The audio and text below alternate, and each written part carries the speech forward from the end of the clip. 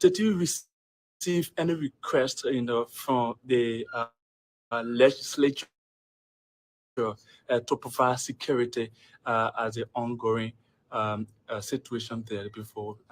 Getting there. The last time we witnessed Mike County's Senator Nathaniel Mike saying that the police invaded the grounds of the Capitol Hill because they were not invited. So, can you really make these clarities? As long as this capital was peaceful, did you ever see the police just go there to deploy? No. We have only gone there because of the escalation, the tension there. As far as the issue of the capital is concerned, the government of Liberia gave us resources for intelligence, and they gave us a mandate to protect life and property. So we gather intelligence. We don't have to be called. If we're informed that Torgbean, a Liberian citizen, wants to take his life, we will get there and make sure that Torgbean, that Liberian citizen, do not take the life of that Liberian citizen. It is our mandate. That's what we're paying for. We operate on intelligence. We don't have to be called. The thing is, everybody saying, oh, you're not supposed to go in certain areas. Have you ever thought about if the police just pulled back? Do we all want to just see chaos? Do you want to see this place become the Wild Wild West? Do you think we're happy that we get up every Tuesday, every Thursday in the Soup Nursery to go and sit down at the Capitol just to keep the peace? No.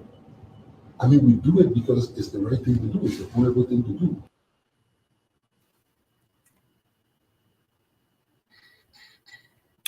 Yes. Good to see you, Mr. Gilman. How are you? Good to see you. Good to see you, Chief. Good to see you.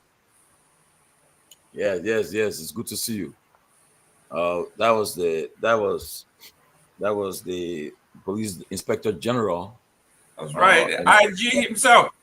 Yeah, Inspector General Coleman admitting that the police were at the Capitol building prior to the fire.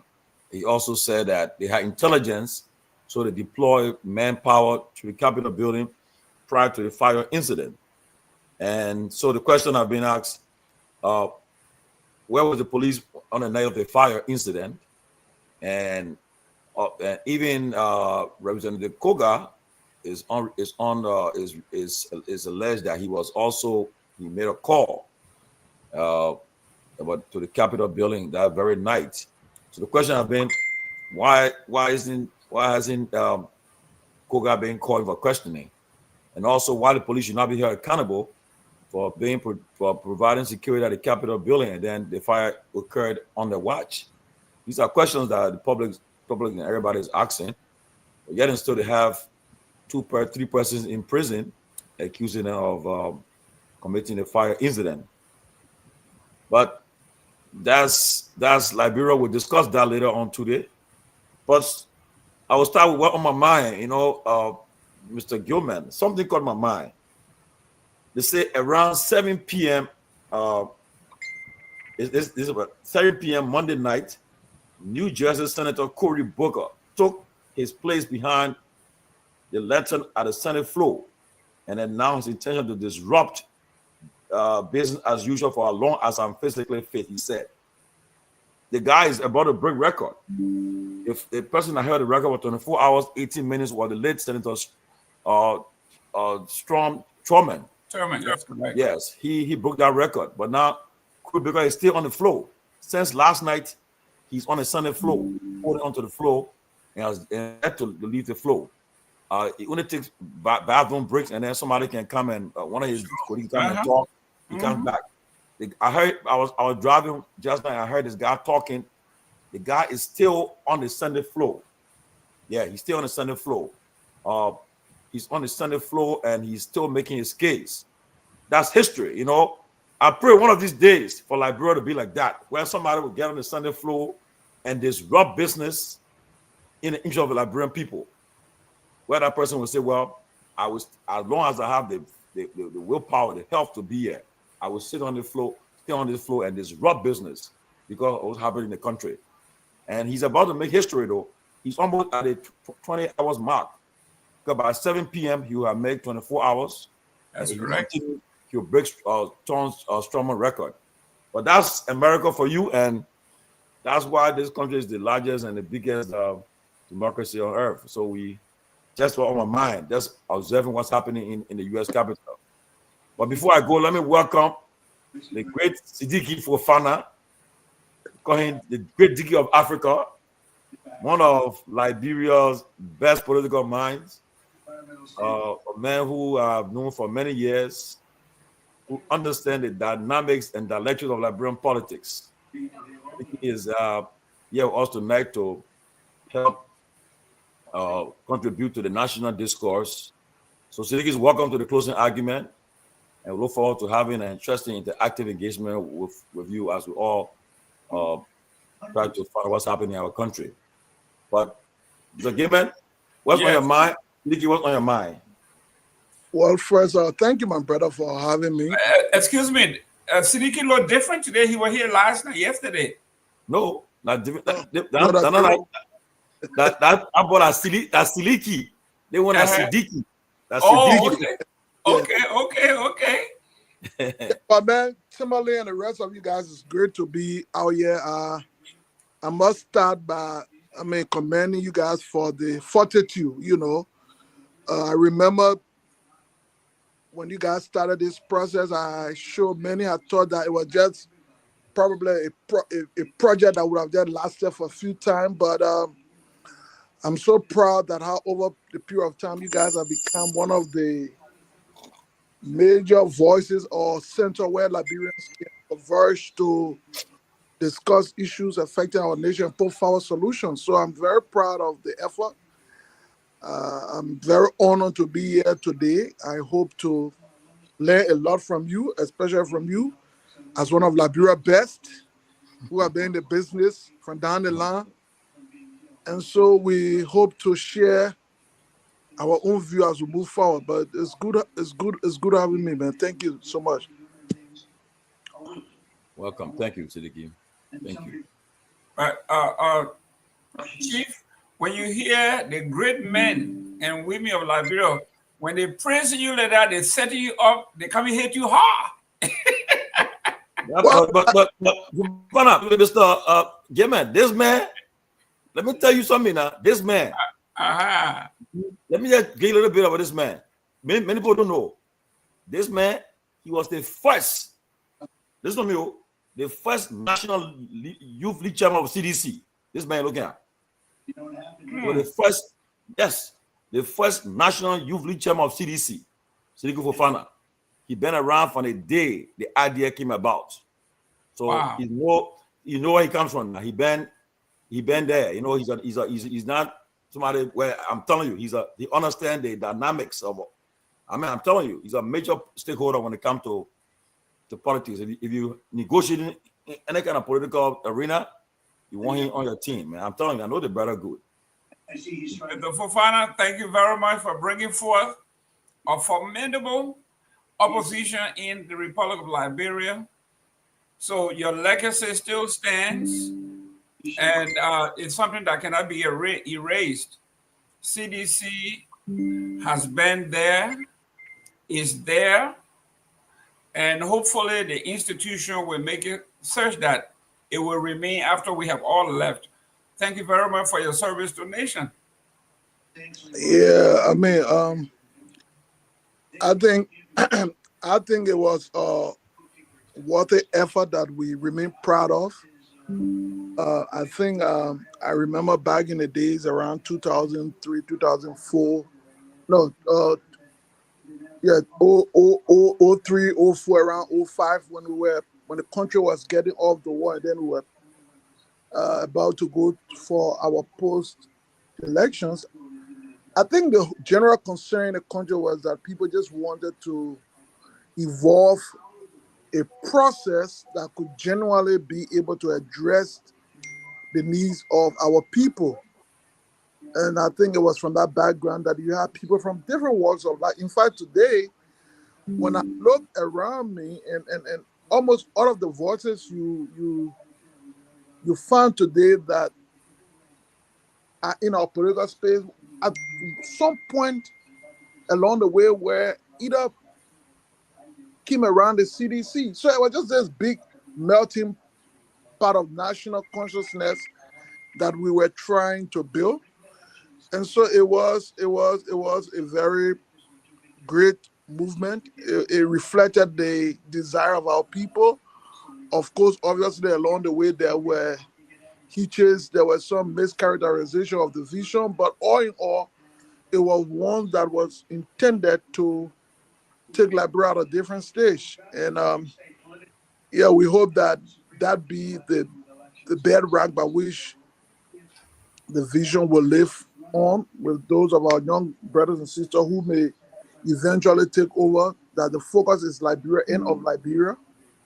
And so yeah, so it was a great honor to have been part of that process with great men like Tomalin George, of course. Let me also remember, I mean, he was very effective. A lot of other great minds who still remain part of this desire to see Liberia become a great country.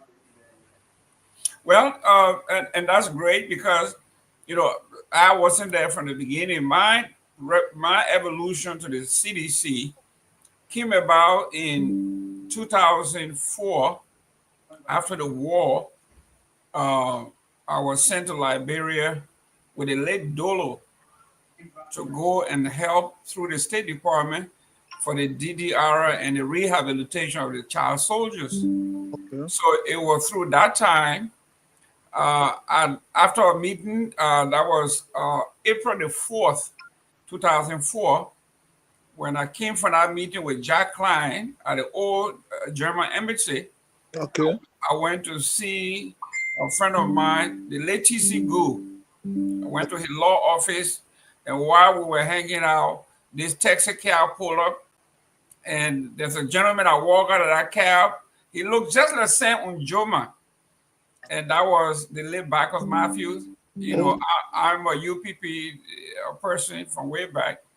So he came out, and then I asked him after our talk, I said, Chief, are you running?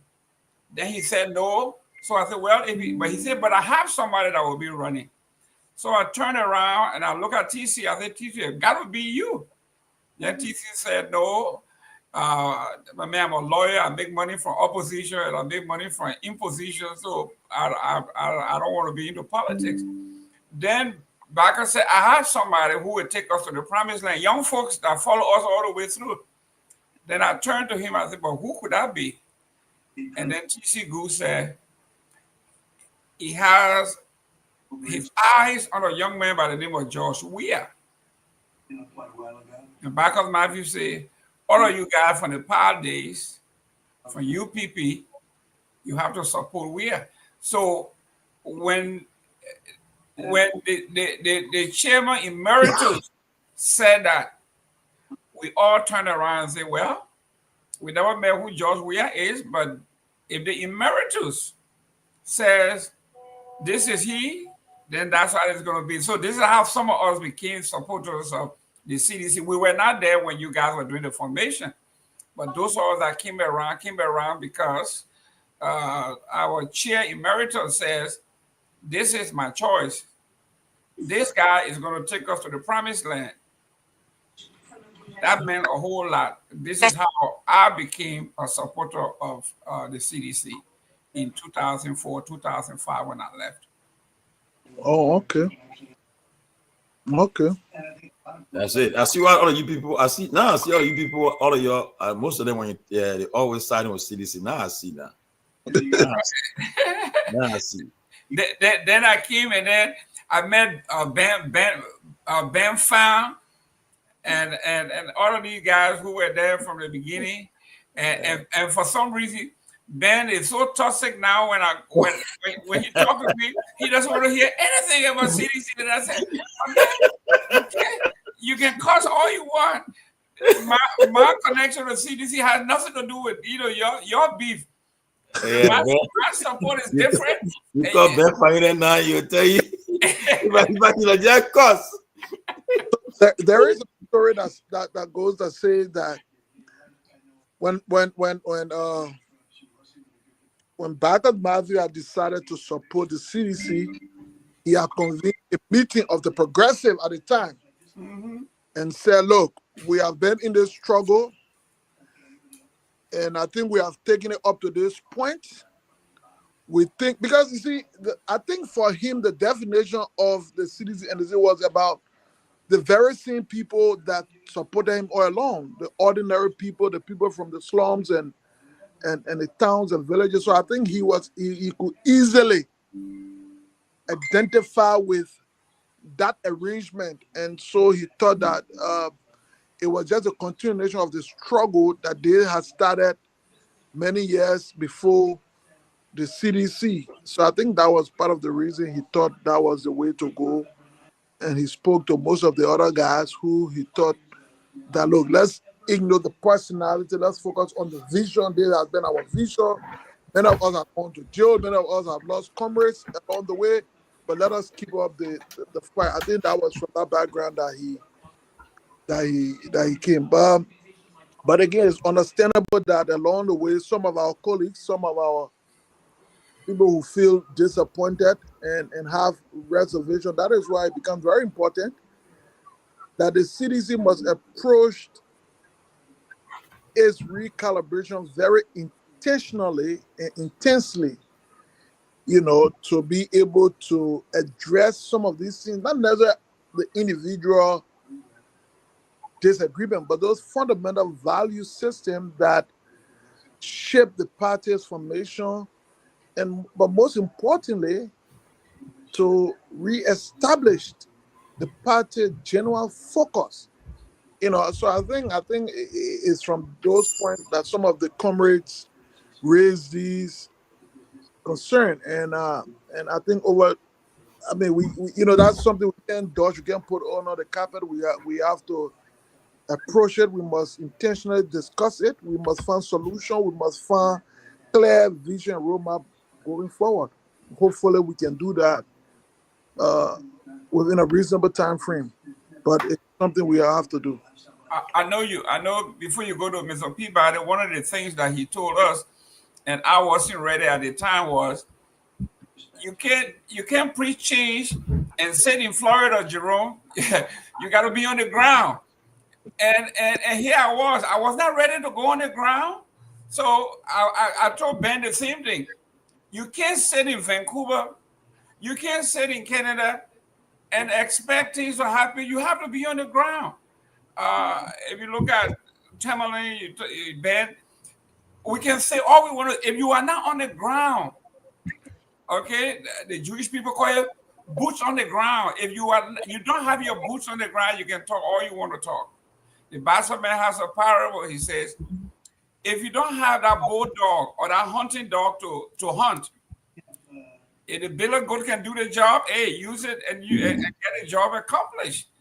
If you know leadership and you have the love of the country, you have solution. You can't sit in Canada. I can't sit in Miami, Florida here and want change and I'm not there.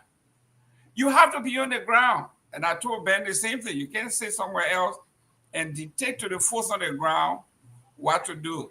So I agree with Barker Matthew. I can't sit in Florida and espouse change that I want.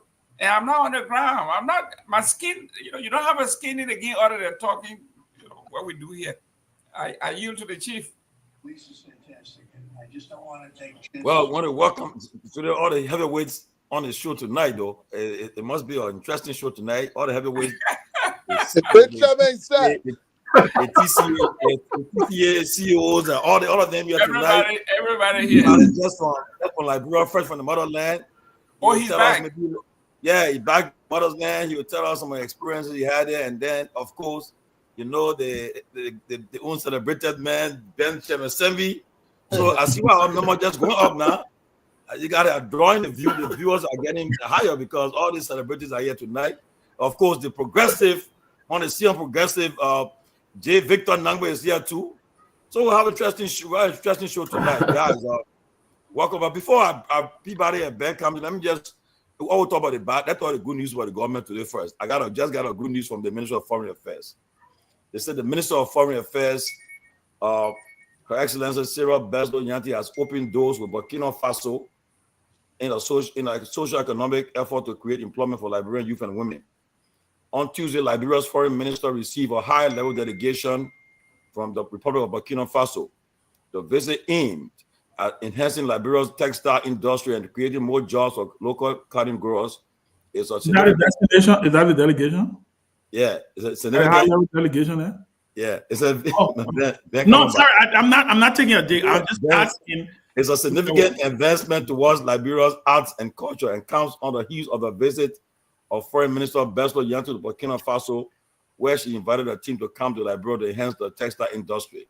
It can be recalled that in addition to the minister's direct request to Captain Ibrahim Traore for the fostering of South-South collaboration and African-to-African investments, the president's special envoys on investment and tourism, Ambassador Mohamed Ba and Ambassador Christopher Onaniga, also held engagement with the private sector, inviting them to invest in Liberia. In fact, Ambassador Onaniga will be our guest tomorrow on the closing argument. Why are you reading his press? No. They want to kick for the foreign ministry. Don't mind me. I just busy with you. Guys. Anyway, before the two, maybe the Chairman Ben and Peabody can just chime in. Maybe you can before we go into this release. I just came on the foreign ministry.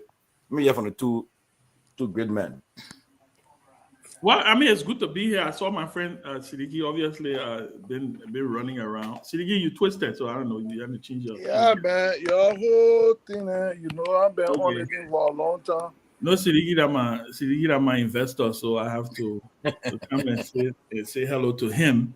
But in all fairness, I wasn't trying to take a dig at the foreign ministry. People stop. Why are you laughing? No, I'm serious. I think Burkina Faso. I'm a huge. Let me let you know, Ben, the Minister of Foreign Affairs, our team watching the show now. But that's what I'm saying. I have a huge. Let me be honest with you. I have a huge amount of respect for what is happening in Burkina Faso. I'll be very clear with you. So I am of the firm conviction that government should start to.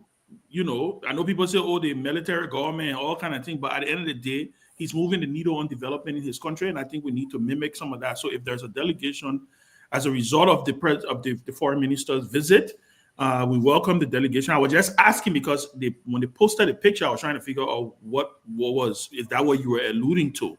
So I just wanted to be clear. But I do want to send I do want to say that it's good to be here, and I want to also. Can you guys hear me? Okay, sorry. Yeah. I feel like I lost volume. And I want to send a shout out to my own big brother, Comrade Nambe. I enjoy you a lot on this show. And when I finally do get a chance to watch after, you bring a whole. I'm not talking about Gimme, man. Gimme is Gimme. Oh, I can know exactly what Gimme would say, but yeah, I'm not talking about Gimme. But I like your analysis. I do want to say it to you. I like the way you approach. The conversation. I may not agree with everything you say, but I think you bring a balanced approach, and your wealth of experience going back, it's an added value to this platform. So I want to thank you for, gracing us and giving us the opportunity to learn from to drink from your fountain. Tomalin, I'm here. I know a lot of people have been concerned, asking where I am. People have been sending messages, and so I see my brother Sidiki. Sidiki, we got to talk. We haven't talked in a long time. Every time you don't talk to me, it means you're up to something, and I know you very well. You're planning something again, and I know you. And then when you start linking up with Tomalin, I know the two of you. You're the original CDZ boys. I know you'll start planning something. But I want to say this. I do want to say this. You know, a lot of people, and I think it's important that I say that a lot of people have been reaching out to me. I got a bunch of text messages today. Somebody sent me a message saying, "Oh, they said, Ben, you getting ready to head back to Spoon." You know, they said Stanton made an announcement on his show that I'm heading back to Spoon. In fact, he said I'm begging him to come back to Spoon. So I laughed about it. I mean, when I actually did watch it, by the way, I chuckled because it's funny. But you know, Tommy, you know, and I wanted to say this when you're here. I think Stanton really does miss us, though. You know, when I was listening to him talking, that's what I got out of it. I think when he sit and he watched his screen, he's like, damn, you know, the guys who kind of built this thing, where are they? You know, but I just thought to say that because people did reach out to me, Tomalin, and I think a bunch of them reached out to you too. Yeah. I'm not leaving a closing argument. I've just been extremely busy. Contrary to what people think out there, I do have a life. I do have a job. I do earn my living. President Myean, he's been out of power for what, 1 and something years. He's not the one paying my rent. Cummings not paying my rent. I very well sure Boyka not paying my rent because I didn't support him. But I thought it was important for me to state for the record those people who have reached out.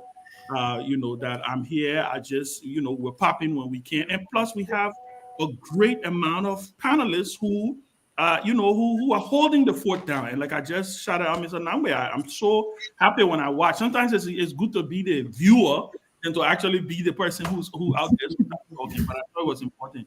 But yeah, Tommy, I think your man missing us. You know, maybe you need to reach out to Stanton and tell him that you know, that's not happening. You know, our Spoon years, our Spoon days, though, is in the past, right? We cherish what we built over there, and we are happy that they're continuing and continuing to the conversation. So it's good to see everybody. I'm just excited to be here. So, Chairman Ben, thank you very much for the kind words. It is great to be with you guys. You know, while you're away. You know, Chief Tomalin did welcome us, but we're big fan of you guys. So you, Dr. Peabody, you know, Kev is not here. You know, Tomalin, I know you guys were with Spoon, and then, you know, you kind of struck out and you were here. So we watch you guys, and we're very impressed with what you do. You know, we understand you started very young, and so you've kind of paid your due in this space.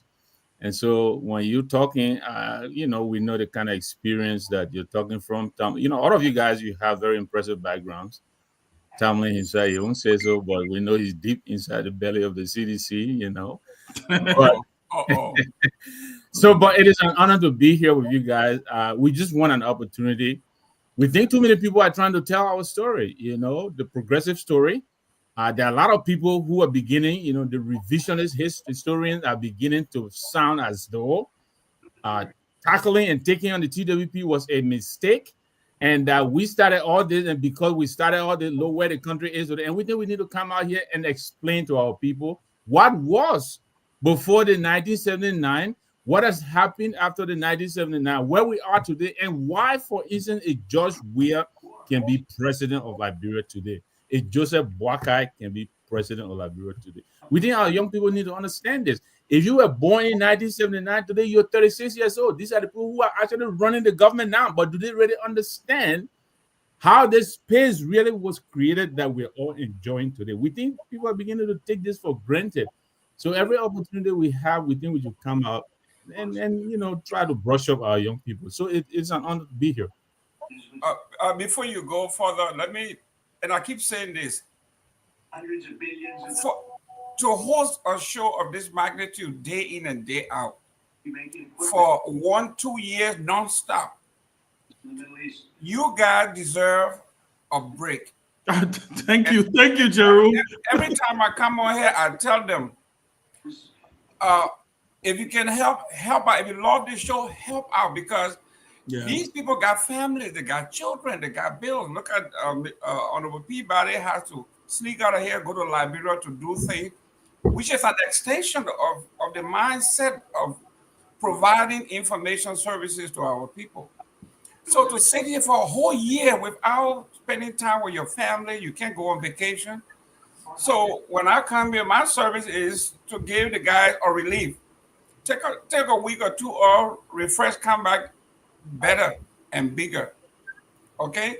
At some point, Tomalin will have to leave for a month. Somebody picks up the mantle and we do that. That's how you will remain fresh. It doesn't mean you have abandoned ship or you have left.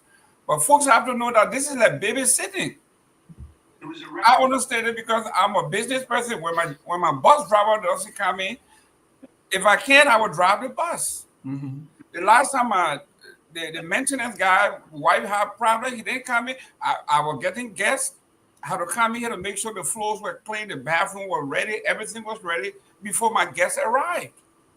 When the kitchen staff was not working, I'm a master man. I know how to cook. So I had to go in there and cook for staff. And this is the same thing we are talking about. This is like a baby that you got birthed, and you go to babysit, and you don't have time to leave. So finally, when you have a day off, we have to worship, and the monies that you guys have done an amazing job, because you are not on a house arrest to say you're forced to sit here. But you did it because you love the audience, you love what you're trying to do. And I'm very, very grateful that you guys were able to do this. Peabody, welcome, Grace. Thank you. So who on the house arrest now? I was hoping Grace did not. Yeah. Thank you. Benji accused me that he know where I'm going. I didn't go there. And that's the reason why I myself wanted to ask him, but I just said, let me shut up. But I knew they were not going to pass off. I just knew they were not going to pass off. Oh, Lord. But let's hear from Peabody before, so he can. Thank you, guys. It's so good to see everybody. They show you today. I don't know whether you guys can hear me. Can you hear me? Loud and clear. Loud and clear. Can you guys hear me? Loud and clear. Yes. Okay, guys. Good to be here, man. Good to be back. Good to be back. I said you're not Eli. Maybe you need to go out and come back in because there's a delay. Maybe you need to go out and come back in because there's a delay. I'm having that problem. Yeah. Let me go out. Yeah, you're right. Yeah, you're right. So. Maybe your computer still used to Liberia. You know, still used to it. They're trying to catch up with the high speed internet here. Our country making progress. Maybe he's still on Starlink from Morovia. Maybe he's still on Starlink from Morovia. The LEC just came back. Yeah. Chris, say something so we can get the show started. What's up? I'm good. How you guys doing? I see Ben Sanvee on the show tonight. Something must be cooking. Oh, boy. The message catch a hand for him to be here tonight. I miss you though. I know you miss me, Gracie. I know that. I know that where we're going to end up when you say you miss me. Yeah. You just have to miss you, but I'm happy to see everybody. The by-elections in Nimakande is on my mind. I cannot wait for my candidate, Mr. P. McLean, to be pronounced the next senator of Nimakande. That is what is on my mind. Wow. Madam Chair Lady. So that's good. If we just talk about the Ministry of Foreign Affairs. Sarah's welcome. Foreign Affairs. I want everybody to get 1 minute to take on the Ministry of Foreign Affairs, welcoming Burkinabe delegation to help in our textile industry and to provide jobs for the people of Liberia. So what's your take on it? 1 minute each. So I got one quick question for you. Since you answering all the questions of the Ministry of Foreign Affairs. No, I answering the question. Oh, okay. I just want since you read the MOU, maybe you read it. I read it. They released it, sent to us. Very good, very good. You said they're coming to help with the textiles industry. What are they coming to do? Open your textile factory?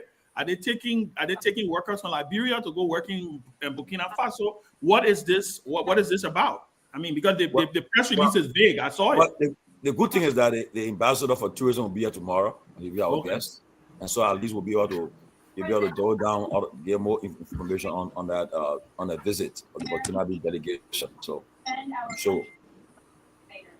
Okay. Looking ahead to tomorrow, April 2nd, 2025, we'll go down. Somebody guys in the background. All right, guys, I'm back. If you guys want me coming now, I can come on. Yeah, buddy, go ahead. Everybody, please mute. But first, let me thank all of you guys, man. You guys have done a great job. To me, Grace, I saw Mr. Gilman leading the other day, and I was watching as we were driving back to town. He was He was moderating. It was excellent. I was driving from Bassa to town. Excellent. He did an excellent job, and you guys are doing a great job, folks. All in Liberia, folks were listening and watching. I went to one area and they had the big screen. And what did I see? Coach and Ackman. I'm like, oh my God, I should have been in the studio so I could see myself on the TV and stuff like that.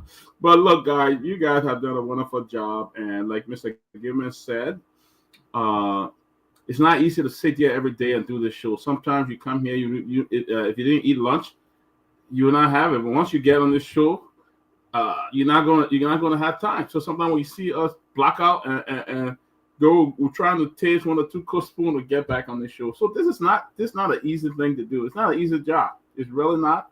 You're sitting here. Sometimes you drive the kid to football, basketball game. Then you got to come right back and then go back and get them and stuff like that. So it's not easy bringing the information here, but we try to do our best. And you guys have been a pivotal part of this whole show. I want to thank you. I can't look at the name. The other 2 brothers that are here, I can see the name very clear. So if I didn't greet you by your name, I'm sorry, but I just can't see the writing. And then Sarah's Dankwa. Victor Nangwe. Okay, Mr. Nangwe and Saras, it's good to see you guys. Welcome to the Closing Argument. Thank you too for your contribution. That's what this show is about, to bringing people, not for people who will contribute to the Closing Argument. And you guys have been a very strong contributor. I appreciate all of you guys. But it's good to be back, Grace. It's good to see you.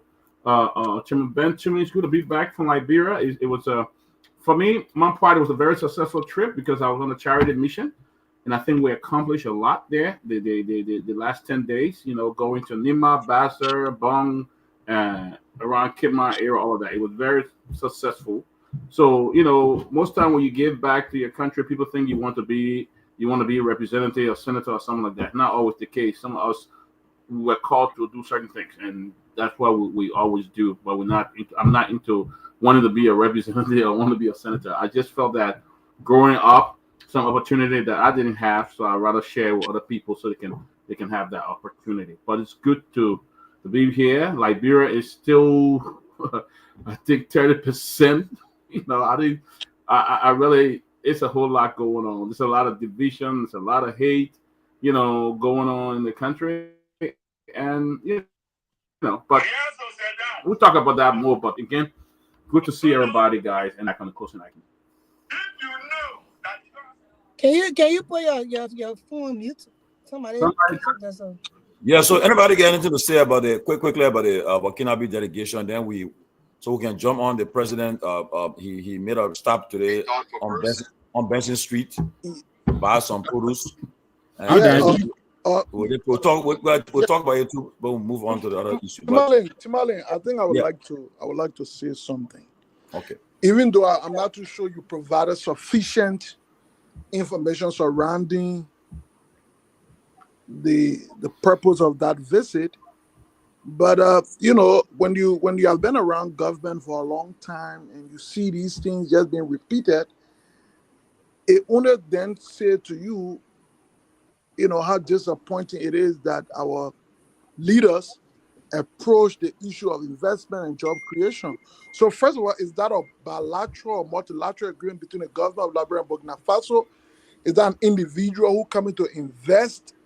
And also when you see these things, one thing then you end up leaving, you end up thinking, is there another photo shoot kind of arrangement, one ambassador or one person in government want to, through Facebook or through social media, pretend as if to say they are working? Because that's not how you engage when you talk about investment into a particular sector. Are you coming to the investment commission to tell us what the nature of investment is? Liberia signing or bilateral agreement with Burkina Faso in the process of textile? What is our own textile industry in Liberia in the first place? So when you look at some of these things, obviously it's all but for the camera, it's all but for social media, and not with an intent to criticize, but the reality is that we must leave from that approach in running a country. We must leave from that approach when you are given a specific opportunity to to manage a sector in the country, see it as a job that you have to do every day, not a job that you need to just get something to put on social media. So for me, not trying to be pessimistic about opportunity coming to the country, but I see that as one of those same regular Facebook photo shoot. We know how real investment can be. We know how real bilateral and multilateral agreement can occur. I think that is another something. Bet me in the next 2, 3, 4 months, you wouldn't hear about that. Because let's face it, until Captain Traore became president of Burkina Faso, how long were you hearing about Burkina Faso investing in the other place? Why do we need Burkina Faso to be the basis for which we establish or launch job creation? You have B Mountain, you have other places down there. All you need to do is just review some of the things. You can create a lot of jobs if you really have the intention to do so. But anyway, that's Liberia for us. So I just think that's another social media promotion that you are helping to elevate. That's correct. No, but I'll before the next person come out, I'll disagree. We all know many of times recent times we've been always looking at Burkina Faso, say, oh, look at what Ibrahim Traore is doing, what he's doing. And so I think that when the Minister of Foreign Affairs visited President Traore in Burkina Faso, and for them to come back, send a delegation to Liberia and to get involved in our textile industry and so forth, I think we should be able to at least be positive for the fact that perhaps what they're going to help, they're going to give us some ideas and help out through the bilateral agreement between Burkina Faso and Liberia, what they're going to sign.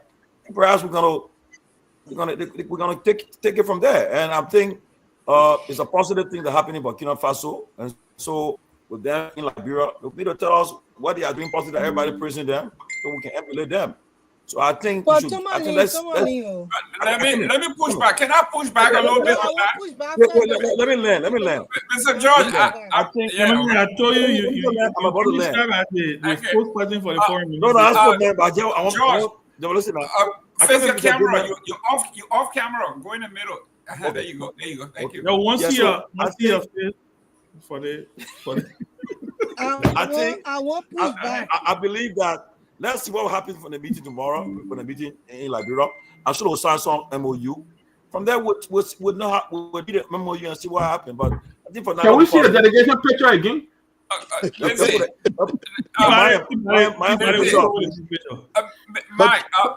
George. Mr. George, let me chime in before Grace comes in here. Listen, I don't want to be pessimistic, but we got to be factual. Several months ago, the political advisor to the president, Madam Cooper, right? She had some buses in front of the executive mansion saying they were bringing buses and job creation, all of that stuff. And they made big news that buses were coming from Ghana.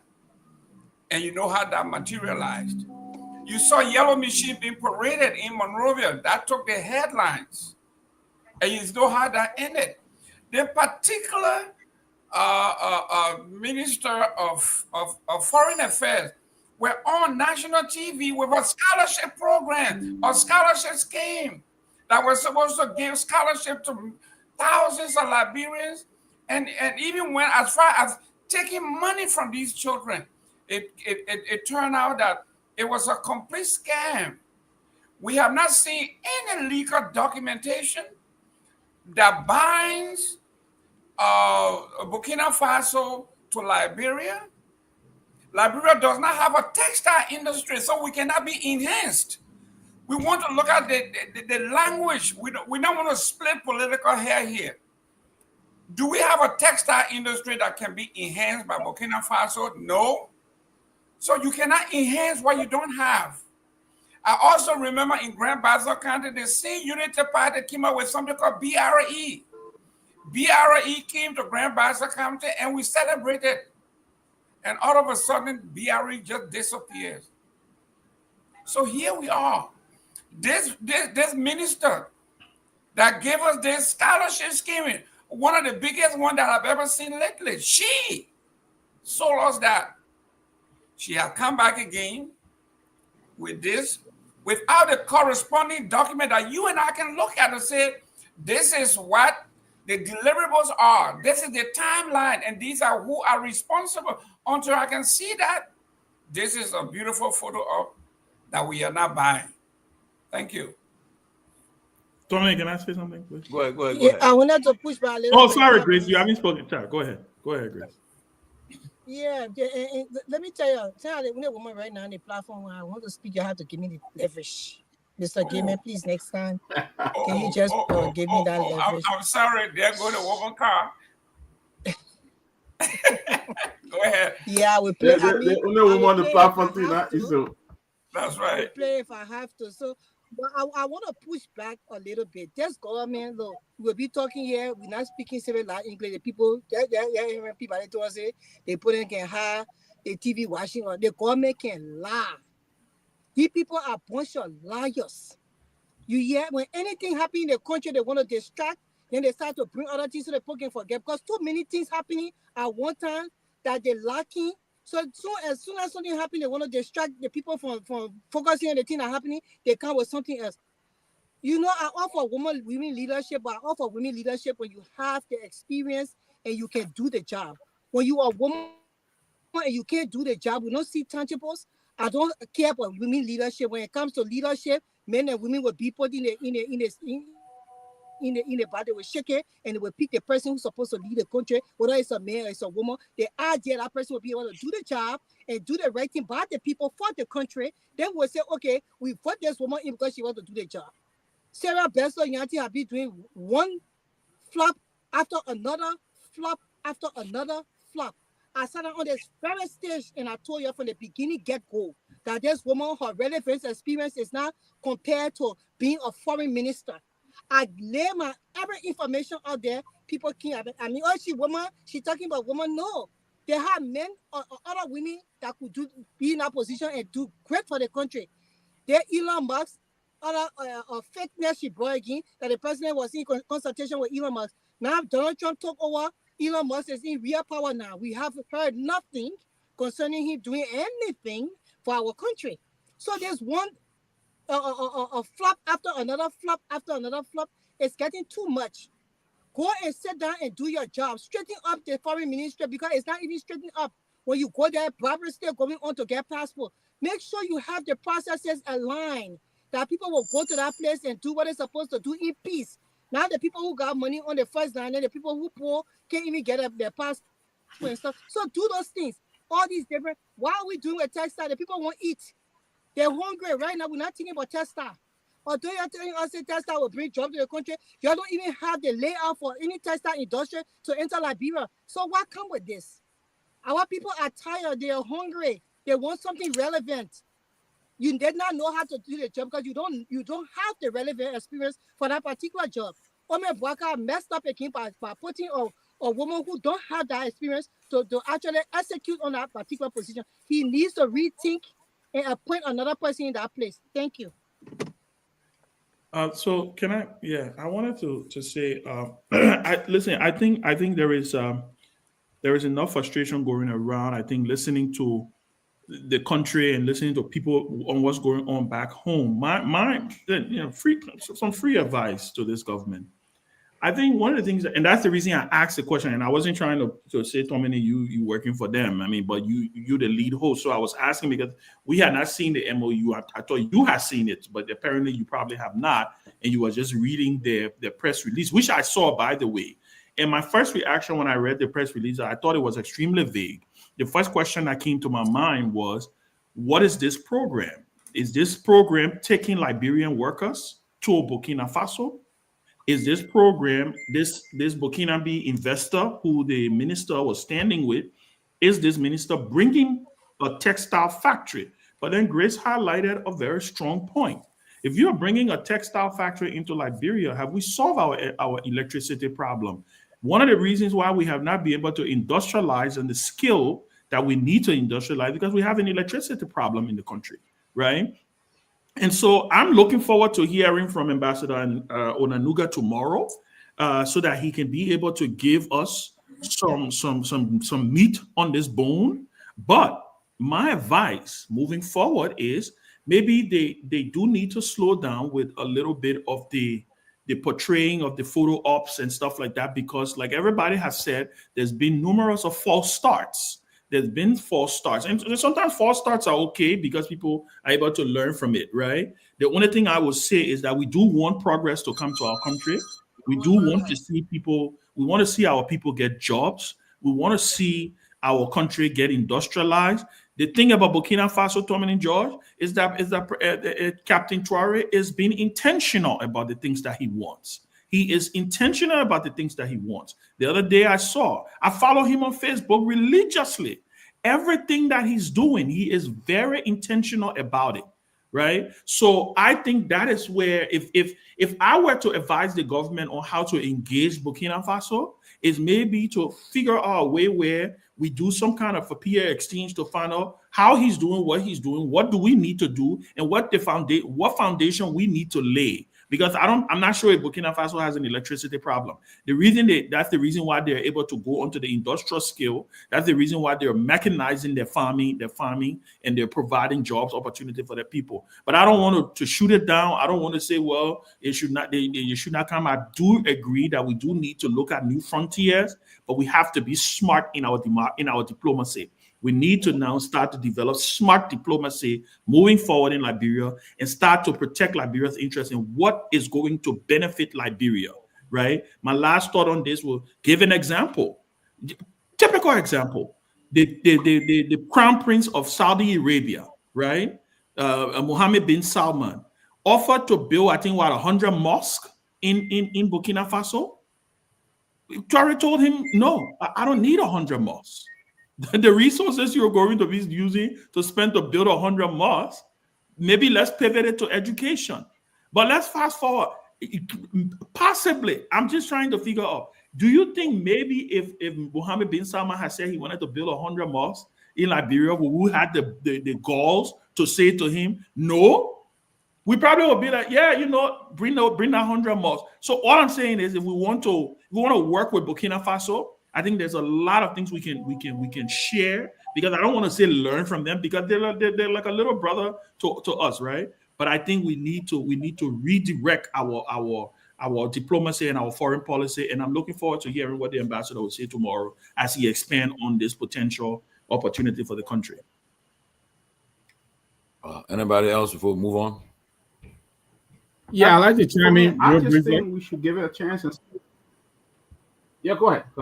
Oh, thank you, Dr. Peabody. Look, I can't disagree with what most of the sentiments being expressed by you, but I have to agree more with what Ben is saying.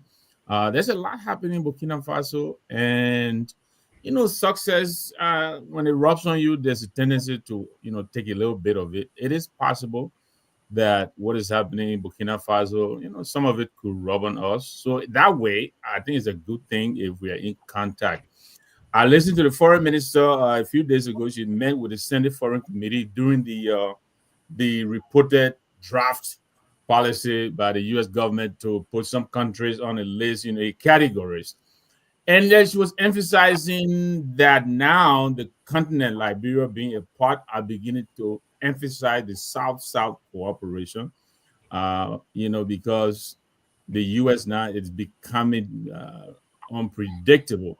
And so they were looking to other countries on the continent, as in Burkina Faso. She actually did mention that. They're looking to South America as well as Europe. So I think this, I agree the judgment is still going to be out until we see, what they call the deliverables. But I think this could be, something to actually look forward to. Of course, I don't want us to replace one benefactor with another, replacing the U.S. with another president who will continue to give us handout. But I think cooperation on the continent, to me, is more preferable than cooperating with, say, countries in Europe or even here in the U.S. So that way, I think it's a good thing. I think we should let it play out and see how far it's going to go. I think Fofana made a good point. We want to get the details. Is this an individual? Is it a company? Is it a government? So all the details are still out. But when the government rolls these kind of things out, it is always good to bring in the sector of the government that is directly responsible. That I would have preferred to see the investment commission, being a part of this rollout. But hopefully maybe they're in the background. I don't know. But that's how far I'll go with that. Tomalin, I wanted to say something to Mr. Namwe. Mr. Namwe, and the other person who spoke, I think it was Peabody. Look, Liberia don't have no time to give people chances anymore. You people are still giving people chances. Our people are dying. See this country go down to the slump. That's why we were telling these people, vote in a president that will hit the ground running. Where Liberia is, we don't have time for slowness. We want our country to catch up. We are way behind the countries that are way behind. Dr. Clarence Boniba. We need our people to hit the ground running. These people are every time. So when that scam thing will be on, because the whole Ministry of Foreign Affairs is a scam. 1 million they brought in that was scam. Then they brought scholarship program that was scam. So how sure are we the other one and not even scam again? So our people don't have time to waste. If you got people in position, Mr. President, that are not doing the job, you have to put people who can do the job.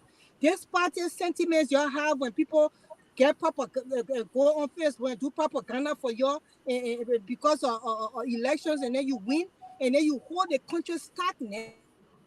You hold the country, by the throat, because you have to now hire people who voted for you, a crowd who was there behind you. That time is supposed to be gone.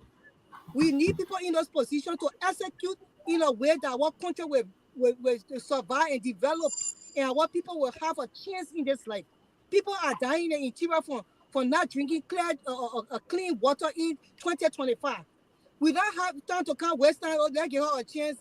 Let's see what No, we're not giving chances anymore. Like, we're giving chances. Ever since I've been giving chances.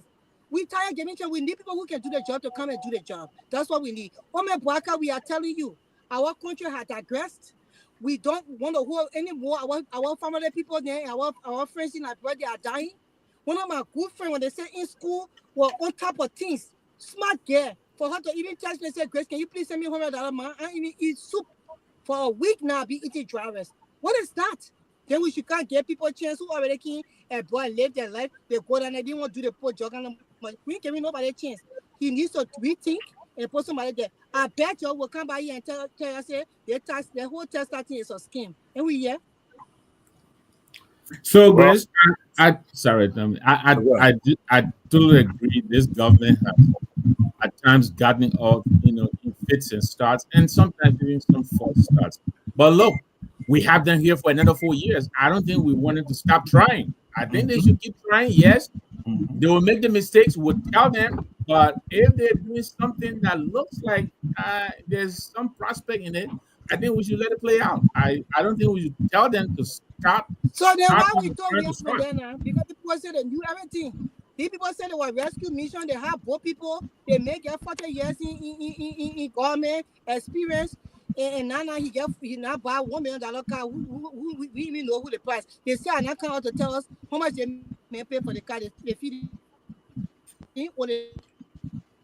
Like bring people, we should just they already there, this and that. But that's the reason why when people for that job we are, because our chance when they was so get to job we are, because job we are never have any government experience. So he was trying at least. So now the people who supposed to know that they can't get a chance again for another 6 years, that they change again, change will be giving everybody. There are people dying in interior from common or we need dying from childbirth. No. Waka need to rethink his government, his cabinet, and remove those people that are not doing anything, and bring minds that are able to build Liberia. That's what he needs to do, and stop the whole policy thing and gross that he was keeping in hand for people got people on blacklist. All the people you got on blacklist, I didn't want to know how to do the job. Just so you know, let me just let you know that. Well, like we said, tomorrow we have the special envoy for the president and tourism guy tomorrow, which will maybe help us to unpack the visit and of the delegation. But Sarah, before we move on, you got anything to say about that before we move on? Yeah. I just wanted to add up to what has been said. Like Mr. Gaiman rightly said a few days ago on this very show that the UP is playing smart game here. Each time there is something serious that the country attention is focused on. They will bring something. They will bring something new to divert our attention. And one of which has to do with the Burkina Bay investor and all of that. So I'm sure that gentleman, I'm sure is not investor from anywhere. They are just doing those things. They share more pictures on Facebook to give our people the impression that the woman is working. And I heard Sis Grace when she said the government is slow. They are not slow. They are only slow when it comes to carry on reform across the ministry and agencies. But you can see slow person buying $1 million car Lexus this time where people are dying with hunger in Liberia. Have you ever seen a slow president buying such car? They are not slow. Everything about them are strategy. And those who voted this woman, they should be the one asking themselves, what should be the way forward? Our people are suffering. Why is it they are even talking about Burkina Faso coming to invest in Liberia? Does Burkina Faso even have the resources to develop their own country? The gentleman is just doing his best because he's sincere. He wants to serve his country, to leave another legacy, like what Sankara did for their country. And Barker is the one to be learning after him. So they just want to bring them in the country to cause impression, but the harsh reality is that nothing will happen. It will just be the same as the China MOU that turned out to be a complete fiasco. So that's just a point I want. Okay. Okay. Sorry. No. So I just wanted to end on that, and I think again, like what Mr. Nangwe said, and what the other folks are saying.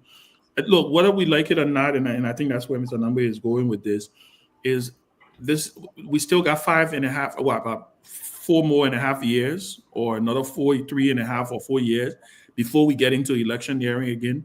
We still, listen, I never supported this government. I never supported this president. I didn't vote for him.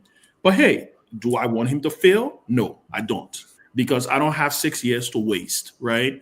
Whether I like it or not, the Liberia that Joseph Boakai government is leaving behind is the Liberia I'm going to inherit. Joseph Boakai is at the end tail of his life, right? He's done. He's been there, done that. So it's in my interest for me to want to see him succeed, to want to see him do the right thing. Now, does it mean that I cannot be critical and critique him? Yes, I am going to. And I do agree with you, Grace. I think the president needs to rethink his cabinet. I think it's hard time. This was one of the same challenges that President Weah had. This is one of the things that people hit hard on President Weah for. His ability to just let people slide in these positions. And guess what happened? People got very comfortable. And it became a norm during the Weah presidency. All you had to do was just stay quiet. He will forget that you even exist. You don't want that. That's not how you don't want that to continue. And I see this government treading the same path, right? People, the last time I checked, and I'm standing to be corrected again, I saw ministers of this government signing performance contract with the president. It was done publicly.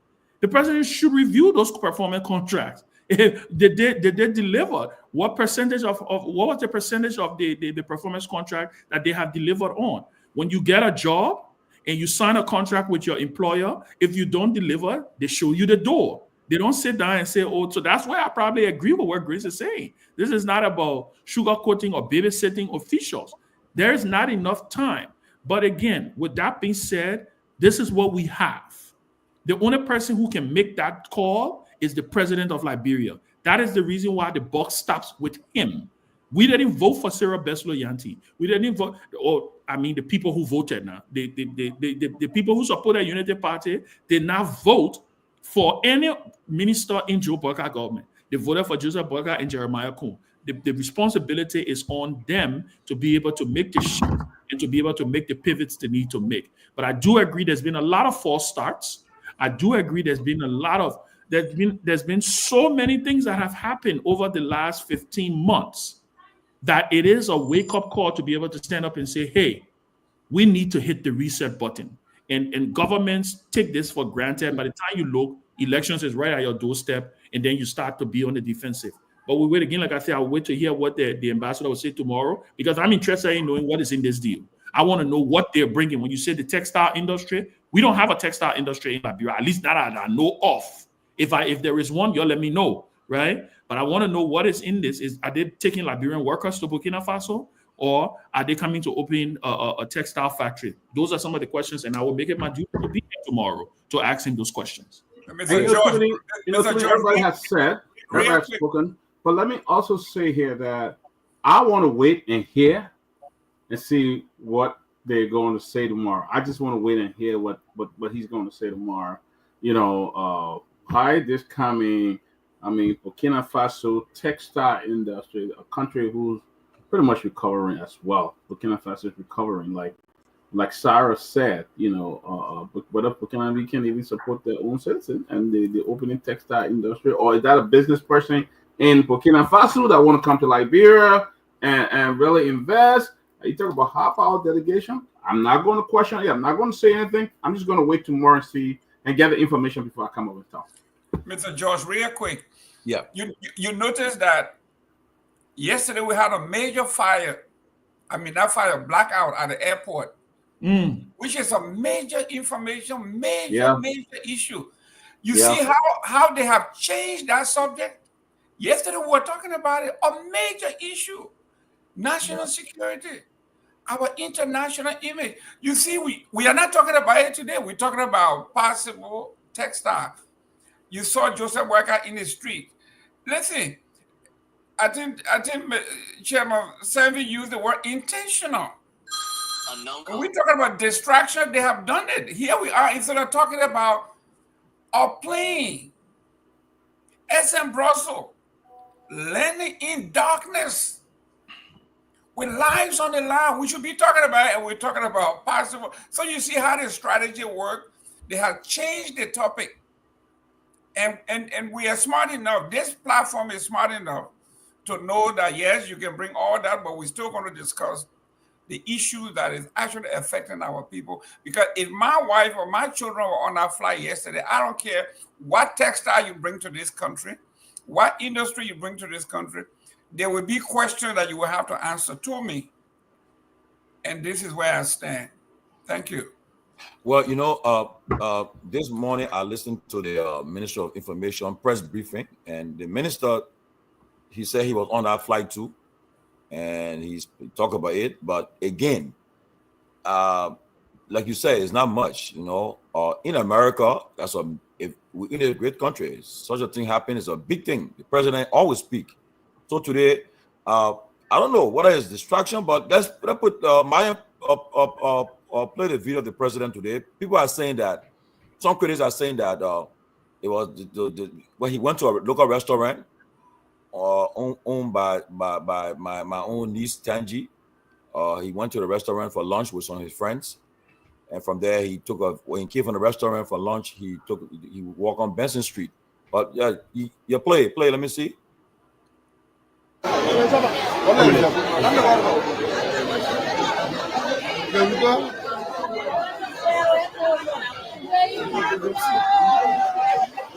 Good afternoon. This is an impromptu stop.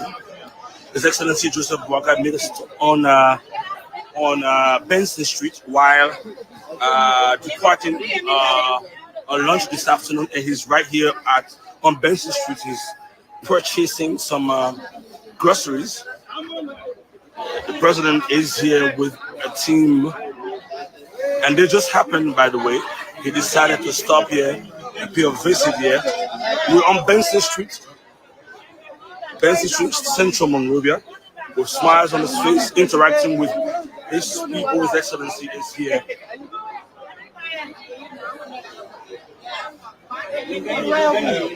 And he is also moving this way.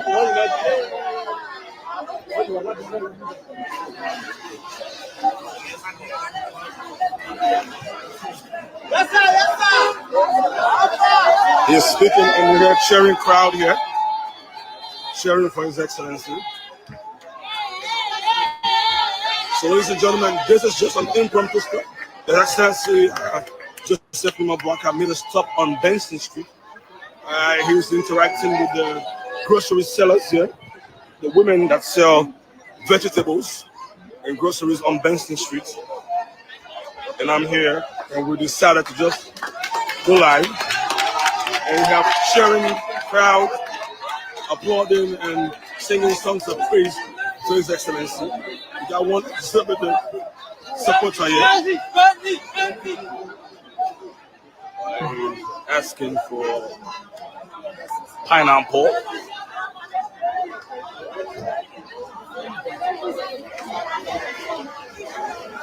So the president is here to buy some groceries for you.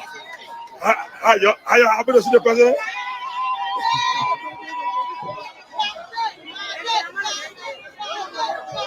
He's also buying some mangoes.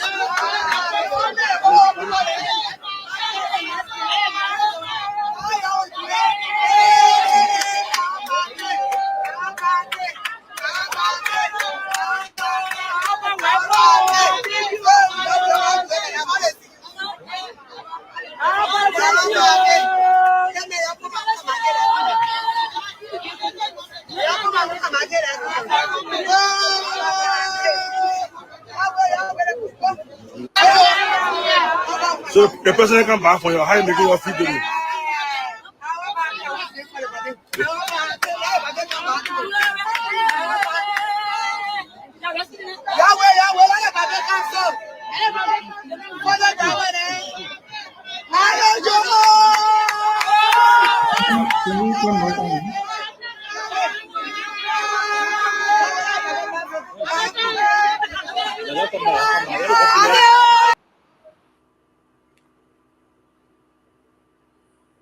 Yeah.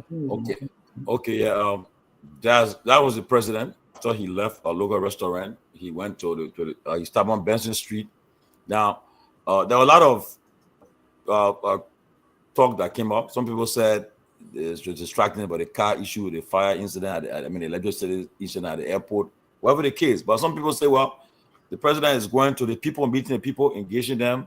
So sometimes it's good to leave the executive mansion to go down to the people and interact with them, the people the local people. So, but what's your take?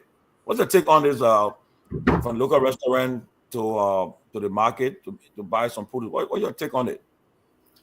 Look, Tony, I feel that there's a distraction. Yesterday, hundreds of people would have died at the Rabat International Airport. Those are things that the president should be discussing. There's nothing wrong with him going to a local restaurant and patronizing Liberian people, but look at the major thing that happened. I understand FM Brussels gave them a strong warning yesterday. That was so disappointing. I understand that it was not any technical problem. It was due to no gas being in the generator or no fuel being in the generator, and the light went off. And these are great concern.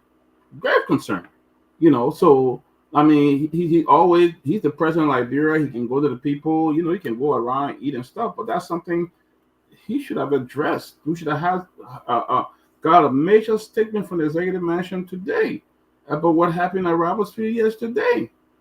But we did not hear anything. Nothing was done. The next thing, they tried to distract the people, the president buying local food on Broad Street or going to local restaurant, eating and stuff like that. I think it was a distraction. I think it was a distraction, and he should be addressing the main thing, because people would have died yesterday if that plane had landed in a way where no electricity for simple things like that. For a whole country, they can maintain that. Can you imagine if George Weah was in power, what was going to happen? It would have been 5-day story on national radio all over the country. The irresponsible, they're doing nothing. This is the same thing that's happening now, and you ain't address it. President Baga, if we are President Baga said we are making music, and he's not addressing the situation in the country. Okay, so I think nothing wrong with him patronizing local businesses and things like that is great, but I think it was just a major distraction, and that's why he probably did not get a lot of applause from the Liberian people. He really did not. Some of those who were waving were just that he stopped by, but I think it's a major distraction. And let's get to the real point. Let's get to the real issue here. Okay. So I want to state, distraction or no distraction, it doesn't discount or do away with the fact that the airport was dark. So the government can look. What happened today was a classical trick. If you've ever worked for a president or worked in a political setting, is the first trick they pulled out of the hat, right? And you can't fault them. I'm not going to fault them for trying to, to pivot or to kind of give pundits something new to talk about. Even in this country, it's done here, right? Something grave happens. You see, the president would try to, or the White House would try to drop. It's almost like you're trying to drop a press release on a Friday evening, right? It means you wanted to be on the major headlines. So I think that's what they attempted to do today. Listen, great. By the way, thank the president for going to support my sister Tangi. I think I understand she's doing very well. So I think he should go to more Liberian restaurants and more businesses. That will also help our local economy. But what I did expect, and I'm getting to the point where I'm hoping, everybody say, "Oh, you have heard the president speak." Listen, I ain't even got to hear the president speak. What I expected for something like that grave that happened yesterday at that airport, I don't know when it happened, but by 7:00 this morning, a press release from the executive mansion was supposed to be announcing that the entire leadership of the Roberts International Airport is gone, or either suspended or something. That speaks louder than you going on Benson Street. I'm sorry. In fact, it would have been more news. You would have pivoted from the airport not having light to doing what he needs to do, right? And it also has to do with the fact that the president needs to, again, like I said, he needs to take control of his government. It clearly seems like people are just, because for airport to go dark because of fuel in the country, because I definitely know, like Peabody is saying, they got backup generators at the airport. Mahama donated 2 generators at the airport, from what I was told or what we saw. So if it has to do with the issue of fuel, that should be more reason why the president should have fired the entire leadership team at that airport. The entire leadership team. That if someone forgot to provide fuel for that, for the airport, and the airport went dark, putting at risk thousands, hundreds of Liberian citizens and foreign nationals in the Brussels airline, I think heads should have rolled. But again, President Joe Boakai, the ball is in his court. So whether they want to pivot or not, for me, I think at the end of the day, it doesn't distract, or it doesn't say anything that what happened didn't happen. That's just my thought. Yeah.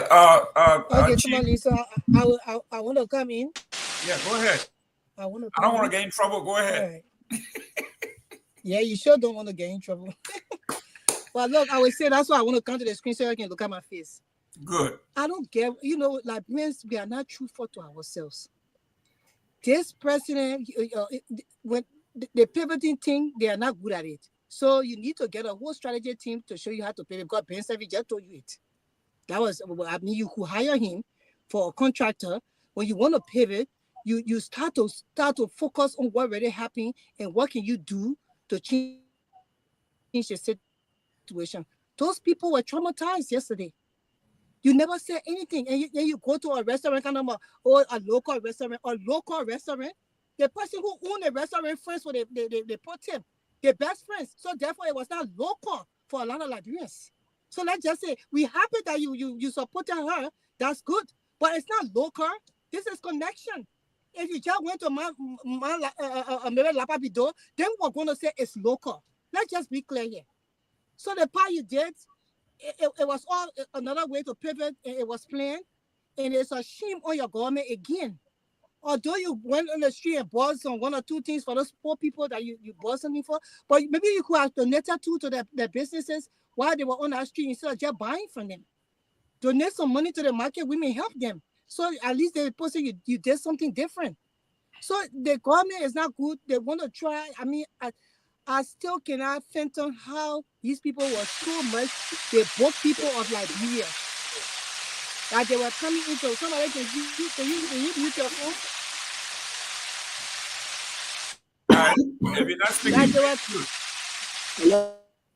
that they were coming into Liberia. They were coming into power to do everything differently, but they're even doing stuff worse. And we will not sit here and complain all day, but we'll just sit here to say the truth. For me, my focus is to talk the truth for Liberia to be free. That's what I'm here for. And that's why I would not sugarcoat or gym thing. I don't care who it is. I don't care where you're from. I will speak the truth. So the thing is, what he did is just another slap in the face of the people.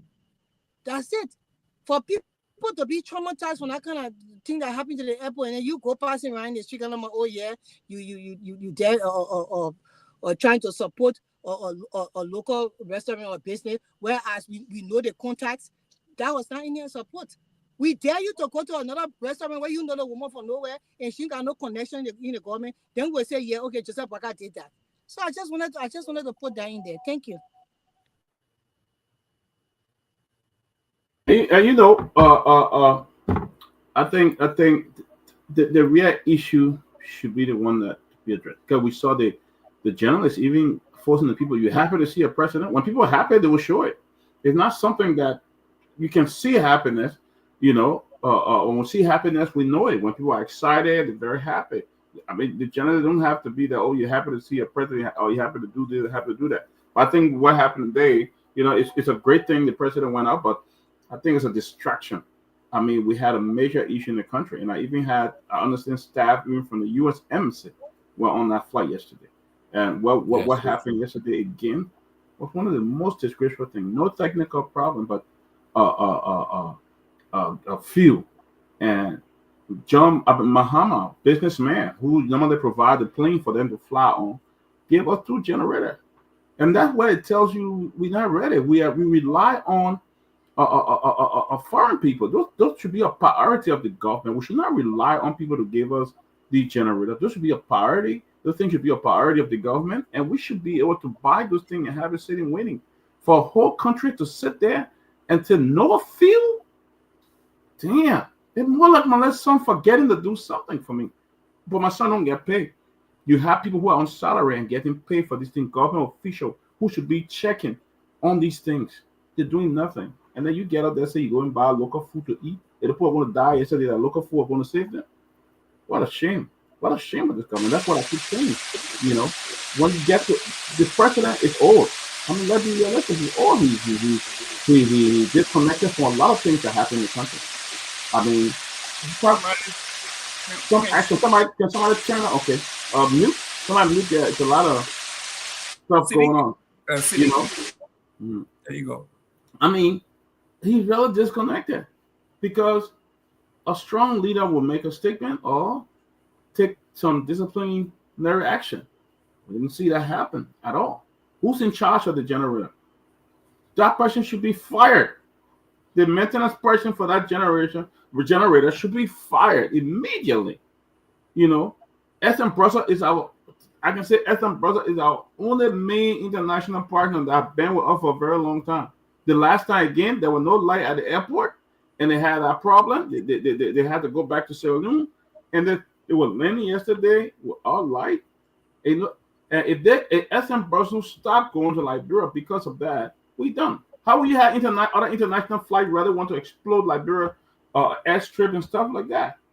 When they read about these things, where electricity goes at a certain time due to fuel, you think who want to put the plane there so people can die?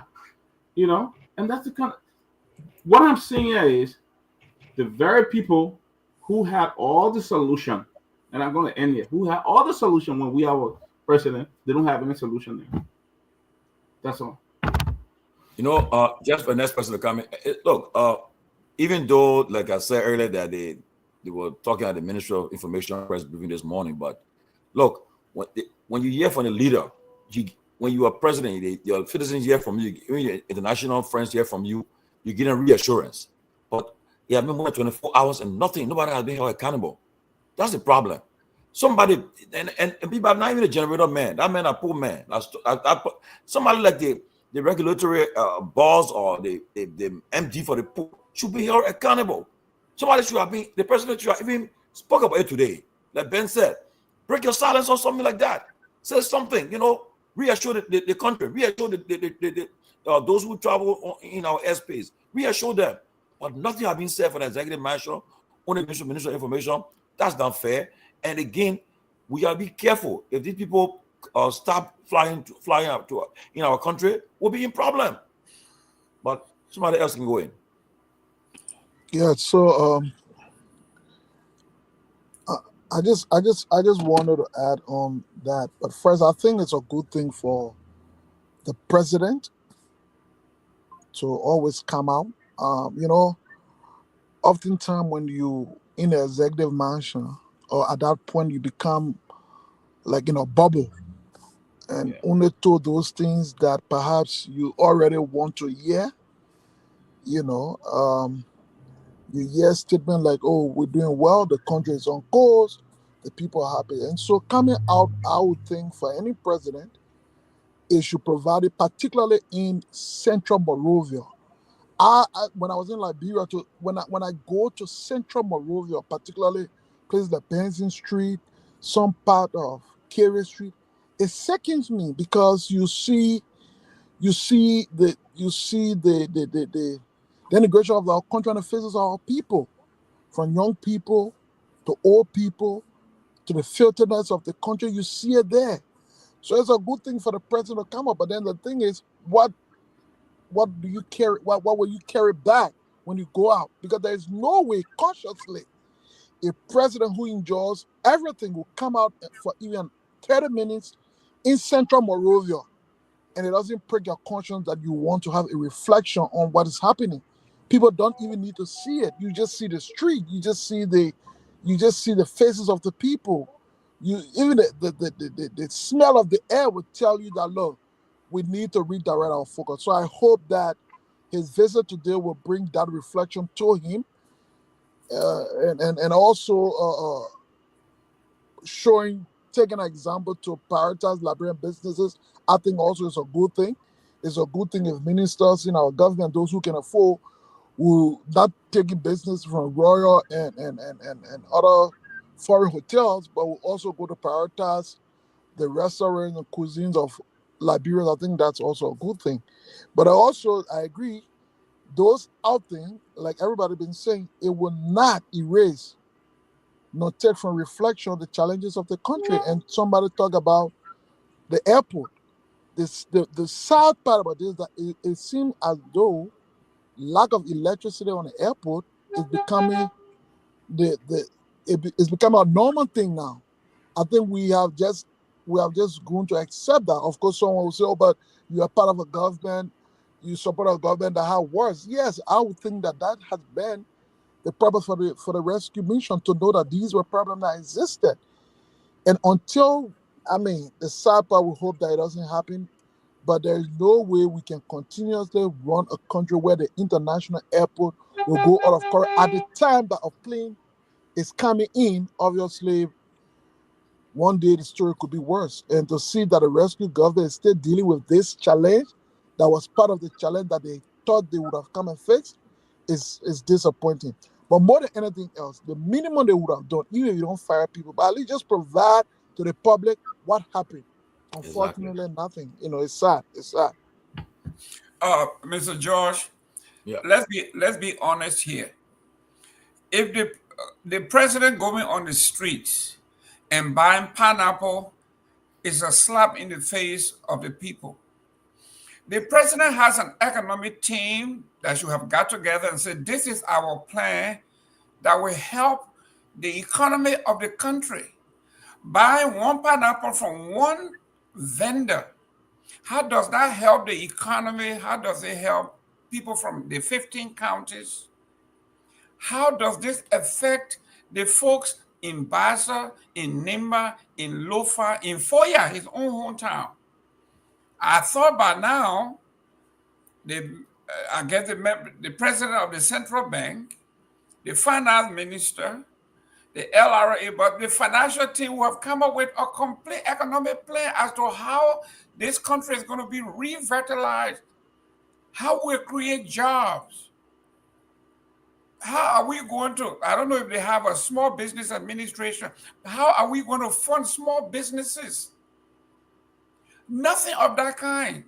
The president have his $1.5, $1.4, $1.1 million Lexus in the streets of Benson Street driving around. And he buy one pineapple. And his spokesman asking the vendor, now you see the president. Oh, but that's what we're hearing. He want pineapple. Now the president buy pineapple. How you feel you seeing your president? Or you feel they say he talk change, so they say when you buy the pineapple. Hey, great, stop it, man. Great, stop it. I'm thinking now. So the economic team that should come together and say, this is our plan. But how do you ride a $1 million car like Mr. Siddiqui said, on a very filthy rundown street with $1 million car, bulletproof car with bomb detector and all of that? And you buying pineapple from somebody, then asking the president, now you don't see the president, how you feel? You happy? Yeah, you happy you see the president? Can you imagine how elementary can this be? How elementary? Even when I was at Basso High School doing high school politics, we could do better than that. Yeah. It is unbelievable that someone's going to, and I don't want to say they are targeting Tomalin George, because Tomalin George is critical and his platform is critical. So what do? You pick his sister to go to her cousin to go to the shop, and then you will get kudos from Tomalin George. But Tomalin George tell you, Pape, thanks, but no thanks. The guys here still got you. Thank you. I think Sarah's one of the chime in here. Yeah, funny. Sarah, you are muted. What texting me now? I'm saying the point I wanted to make, my sister Grace made it because somebody was on the scene, somebody witnessed the scene. You know, the president said when the president purchased the pineapple, and then when he requested for a change, then the woman felt it was April Fool. The woman felt it was April Fool, so she could not. So the pape was so serious about it. Said, "Can you turn on my change?" So she said that was April Fool. So so the how the security went for the change, and she gave get a change. Now she was so embarrassed. No, it's so serious. It's so serious. The smart thing they did. They don't want to capture that part. They just cut it short so that part can be seen on social media. But he was actually interested in getting his change for a lady. So she had considered the president for George Weah or Madam Sirleaf, because normally if presidents go places to buy, they don't ask for change. So the woman actually felt that was April Fool. The president was actually trying to do, but then it was not April Fool. He actually got his change in return. And to the issue that happened at the airport, I heard Big Brother Ben Sanvee talking.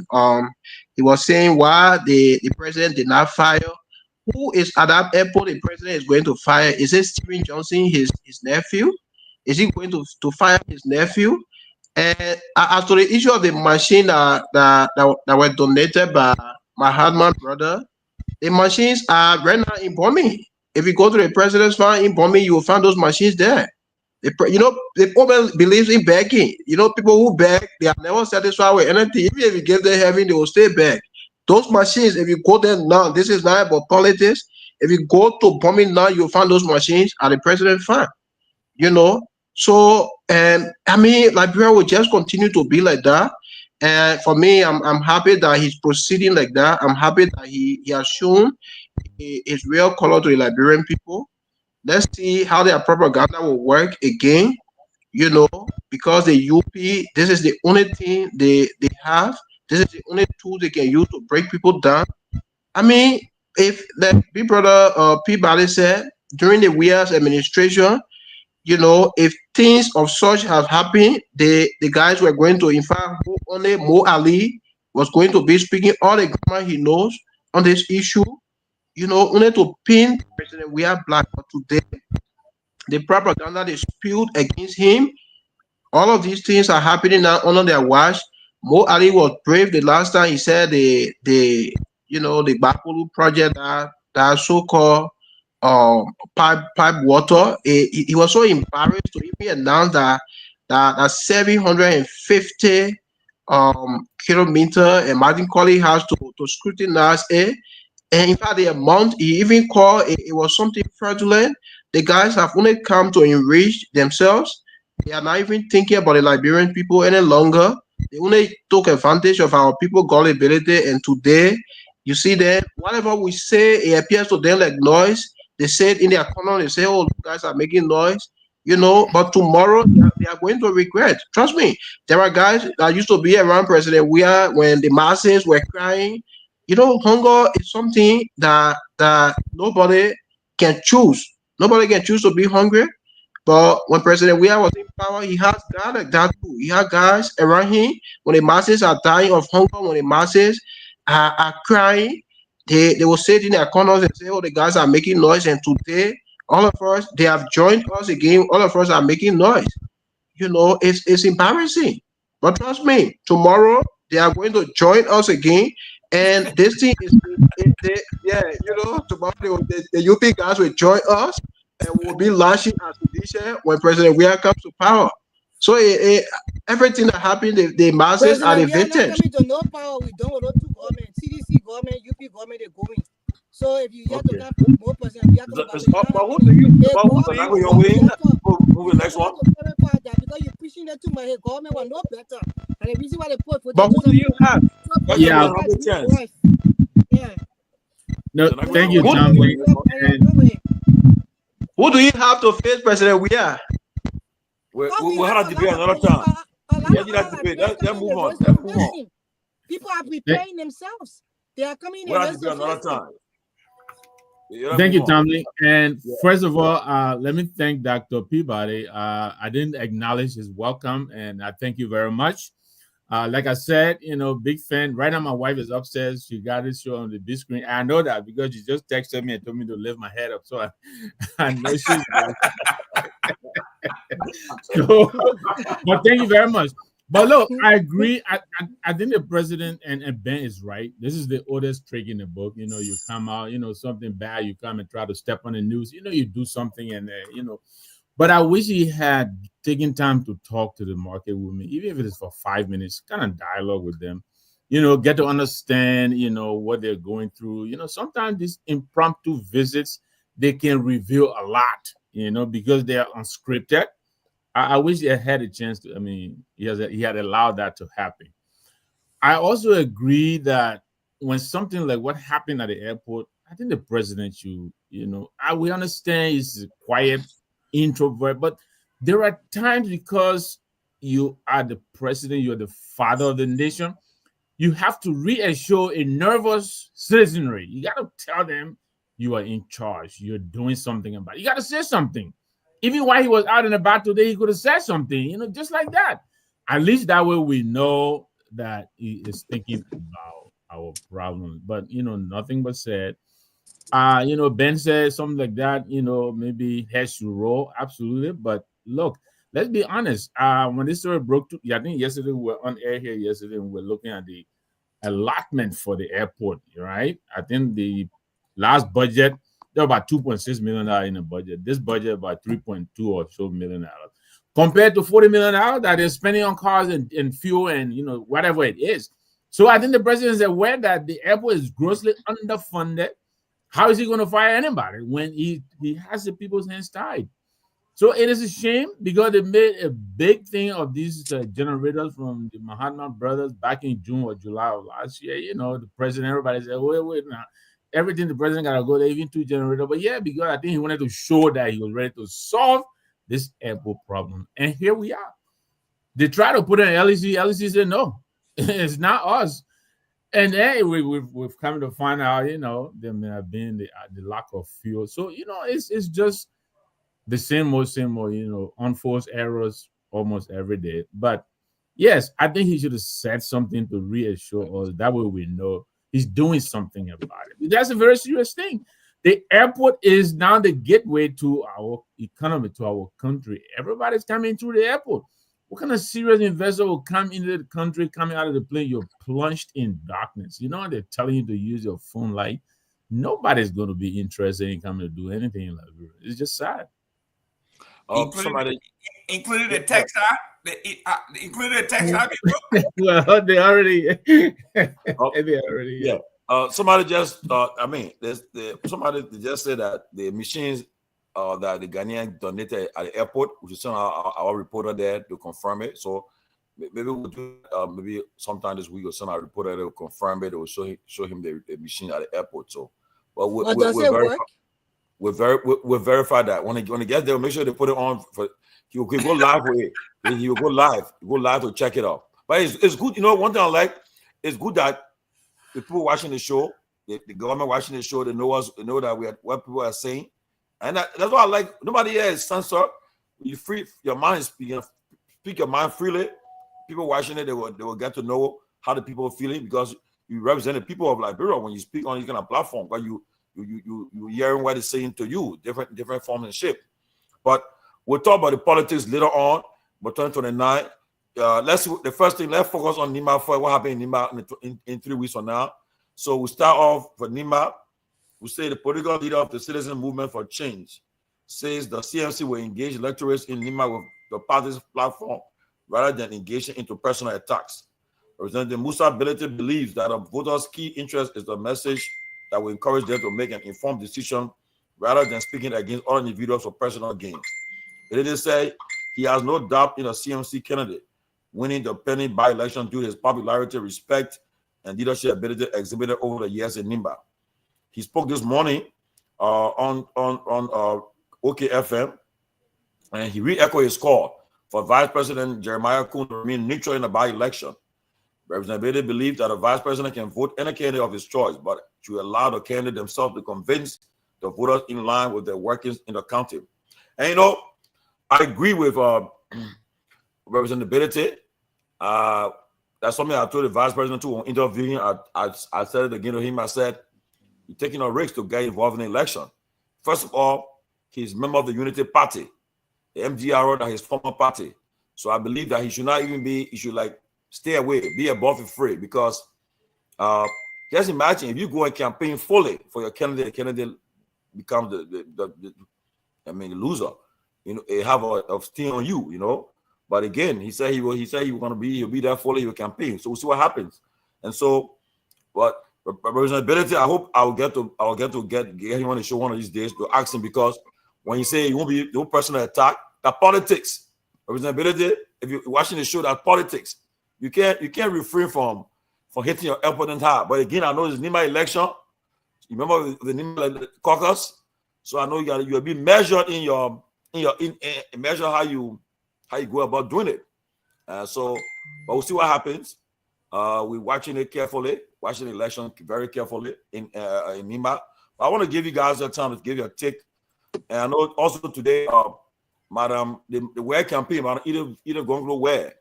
I don't have the video, but I hope I get that video. Some medical supplies, continual medical supplies arrive in the country for her, and she's distributing it in Monrovia and in Nima. To everybody in Nima should be distributing it there. She even said that it will go on beyond election. Whether she wins or not, she'll still distribute these supplies that is needed in the country. And again, you know, such a thing was people need it. It will help our country. But again, what's your take on representability and what he said in the Nima election? Let's start with Grace, then we'll go to Mr. Nangwe and move on. Well, I think what Honorable Belete is saying, I agree with him on Tomalin. Elections, although they're politics, but then we have to understand that if you come for us, we'll respond. But we are not going to start doing personal attacks, because Liberians, when it comes to politics, they do a lot of personal attacks until it's too much. One thing when you're saying the truth about something that happened is one thing when you personally attacking somebody's personality. That's another thing. So we have to define the both of them, and we have to distinguish between them. So, and that's what I think he meant. Because most time you see them in the election, they will start coming for your personal or more personally. Sometimes people start even insulting body parts and all because of election. So I think he was going that route. Instead of us going after candidates, except they come after us, we promote our candidate. And we will tell the people what our candidate can deliver. Our candidate is B. McBrillion, and he was the past Inspector General for Nima County. This boy have one-on-one interaction with the people. He has done a lot of work on the ground. He has brought peace into so many villages because that was part of his work. The people know him very well. So we will tell the people that now if you come after Mike Myean and you start to say things about him that's not true, we will correct you, but then we'll have to highlight your own candidate what they failed to do in the country. And what they have not done in Nima County, and they're looking now for the Nima County people to reward them. So we are not going to sit and allow you to do that. So I think that where honorability was coming from. But I will say again, the by-elections in Nima County is very crucial. I was off the show yesterday because I had to leave and I saw Cyrus, mention my name. And I just felt I was not here to defend myself. And he was talking, I'm telling you, he was talking about, and nobody defended me. I mean, Mr. Nambesa here, he didn't defend me. Mr. Gamesa, they never defended me. But I was coming, it was a sad time when I watched it, and doing the work I was doing. I couldn't come back and saw a young man who said he's in school in another country. It's shame that you even in school in another country. Why are you not in your country? For him to be after another young man like himself. They talk a lot about you, Cyrus. They say you are going to come here, you are not going to be biased. You're very biased, my son. You come here, you say, oh, you're talking about CDC, and you CDC will come back in your mind, not in this day and age. Because you know what? Liberian people are being in an abusive relationship with CDC and the UP government. They are about to change their direction to the third lane. So apparently you haven't been watching the show, and that's what we'll be telling the people. These two government, they're like a woman coming on with one man, he abused her, beat her.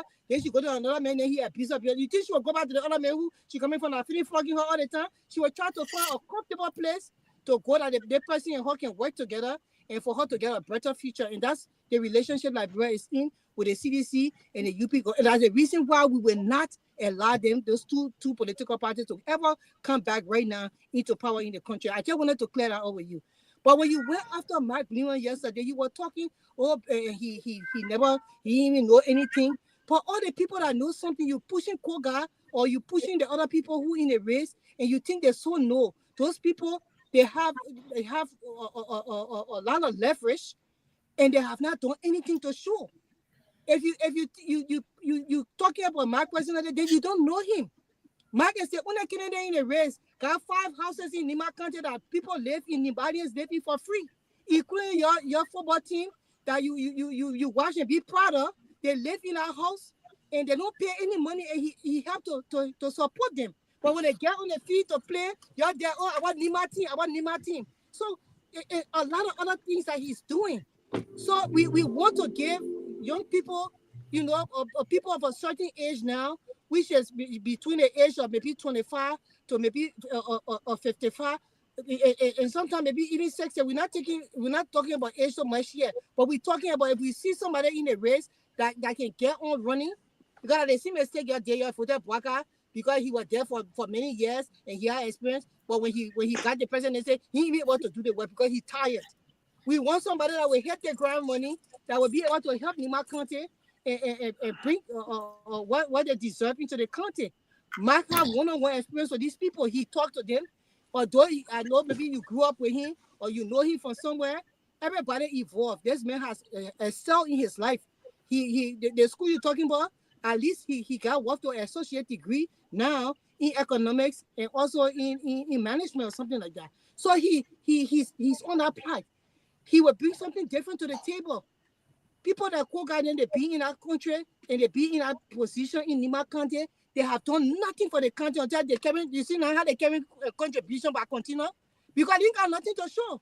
So they want to distribute those things and say, oh yeah, you are doing this now. But when you are in a position, what did you do? You show tangible. We tired with all the distribution of things. We want landmarks. We want something that you did that will benefit the people in the future. Those things you distribute, sometimes it gets spoiled, the people use it and finish. Then what next? We want you to lay landscapes for the people that will last the people for eternity. On the population building bridges now. You see that will stay there for another 50 years. It will be remembered by the people of Nima. Say, you know what? It was a representative that was here. He built this thing for us, and it lasted for 20 years.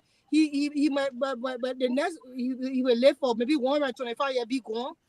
They mean just he gifted years, but still that bridge will remain there, and the people will remember him for that. That's the kind of thing we want the candidates down to start to show before we get in votes. At least Mark Myean in his special role, in his inspector top position, he got something that he did that he got to show them that I did this thing, I did this, and I made sure the villagers and the head of the villagers got paid, and I made sure when they have problems in the different villages, I went, I settled it, I brought peace among them. I made sure that I constructed places for people who don't have place to stay for free. Nobody's staying there for free. So and I made sure he got a financial aid program that he helps students to go to school. Did you know that?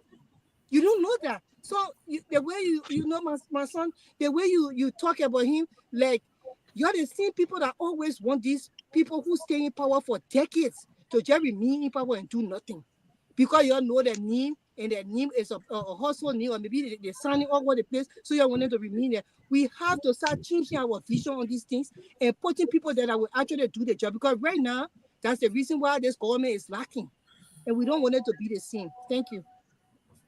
Well, let me say, but you know, I come in. You know, but this politics, Grace. I get it clear now. This man get different side. You expect him to support your side, though. He will defend his side, and moreover too, for the role Mike Blunt play, he was county inspector that was appointed to when MDR supported the CDC. And Prince Johnson and Kuhn recommended him to President Weah to appoint a county inspector. That can he able to get to the people, so that's how can he get up. But on a serious note, the politics. I will not blame anybody for supporting the side. So when you see him defending his side and critical of Mike Blunt, whatever the case, the politics. But that's what the ability said. But also to again too. You want to promote the person, but you don't want to bring other people down because you want to. Oh no, but the politics. To be frank with you, if I'm in a race, I will go after if I support this man, if I was in there, I will go after Mike Blunt. If I'm supporting him, I'll go after him. I'll go after Coca. I will go after him with the facts. I will go after the other candidate. You know, but I think there are things you need to know. You understand that he's member of the Nima caucus, so he has to be very measured, because at the end of the day, who is elected, they will be part of the caucus. They work together. So that's why when he says they will not attack, it won't be personal. I understand where he's coming from, because he's part of the caucus. You expect him to say, well, tomorrow if we attack the person, go personal with them, then the person elected now, how we all facing the caucus. So I understand where he's coming from, but let's get it clear that politics right now, anybody can defend the side and so forth. Honestly, defend the side and make their case. So again, too, we'll get the EDP will come here tomorrow or another time, because the campaign started already. NEC declared campaign open yesterday, so it's on now. So someone will come here and make their case, and they will hit that B1. So they expect to have this kind of thing to happen. But if they hit that B1, I will be here and I will hit that EDP. Okay, so expect it to happen. So that's what happening in politics. So everybody get a side, you know. So that hey, you know. But go ahead. If you talk about your side and you factual about your side, I don't have no problem with that.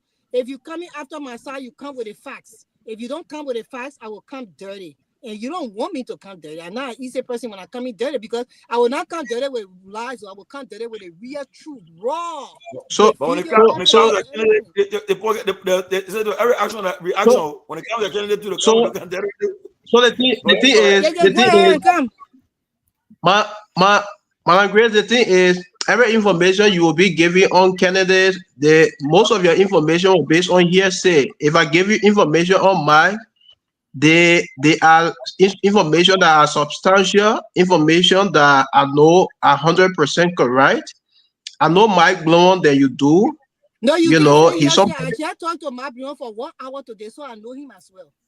So you can't have been okay. To him. I know him personally now. Me and he talk a lot. So you can say, see, I say, Okay. I'm hearing from my blood and I did my background check behind him. That's why I contacted him. So let's just be clear. Then I hear say you don't So know so my blood, so you so in another so country. so the thing So you don't know him by the me, thing but say in another country. So so the thing is that let's not make it back and forth. You know, the reason I'm not ready to launch a Armenian attack on any candidate. If I had a specific candidate I'm supporting, listen, I will make you. If I just tell you something about Mark, you will not want to support Mark. You don't know Mark. Listen, you know that is turning to another capi come closer. When the capi is coming closer, I will tell you things about Mark and Jeremiah Kuhn. Don't worry, don't forward the show. You know, you don't know Mark. The fact that he stay on Benedict side, let's keep it at that level. So the thing about Nimba, you know, you don't expect Mike to call you to say, "Oh, Madam Grace, I'm like this. These are things I've done to my people. These are things I've done against innocent people." He would not say it. The truth is, all of them are dying for that seat, you know. And trust me, Mike Bloom will not win. He's not even coming third. He will not. Don't hurt your head. He will not. The are you election in you my see there. right now? Let's forget about what. The elections are between my and Koga. Are you in right now? You sleeping? What do you mean? I'm telling you, Koga and Babylon. What do you mean, Madam Where? I beg you. What? Madam Where? She just don't even talk because the people not even looking at that. Everybody has a stronghold. She has a stronghold in your area. Advantage, but yeah, from Mr. Nangwe, Mr. Gamer. I'm not even spoken. I'm not even spoken. I just wanted to give her insight on what will happen, but you know, for me, I don't want to make Mike my target because I know he just into the process for popularity's sake. You know, he's not anybody serious. He's not that kind of face. Nimba is a traditional content. And I understand what our people are saying. That election, if you call in Nimba right now, or if you open the lines in Nimba for callers to make their input, you will hear about Yelu, you will hear about Kehleboe Gongloe, you will hear about Koga. You know, let me tell you something. Two things affecting Mark. Number one, Mike is not that character to trust. Trust me, the election result will shock you. Mike is not that character to trust. If this guy can sell President Weah, if this guy can sell President Weah to when I hate you, because he's a reaction. The boys are reaction. So I think hating but Mike never did anything, my dear. That politics. Okay, go ahead. So the thing about Mike is not that character to trust, like I said, and Mike does not have the requisite educational foundation. If he ever told you he has associate degree, it is far from truth. He's not telling you anything near truth. He doesn't have even advanced certificate. He does not. He should not lie to you. He does not hold that. I say he has an equivalent to an associate. Let me finish. If you're not saying the fact, I have to correct him because we come out your stuff, but let me finish so that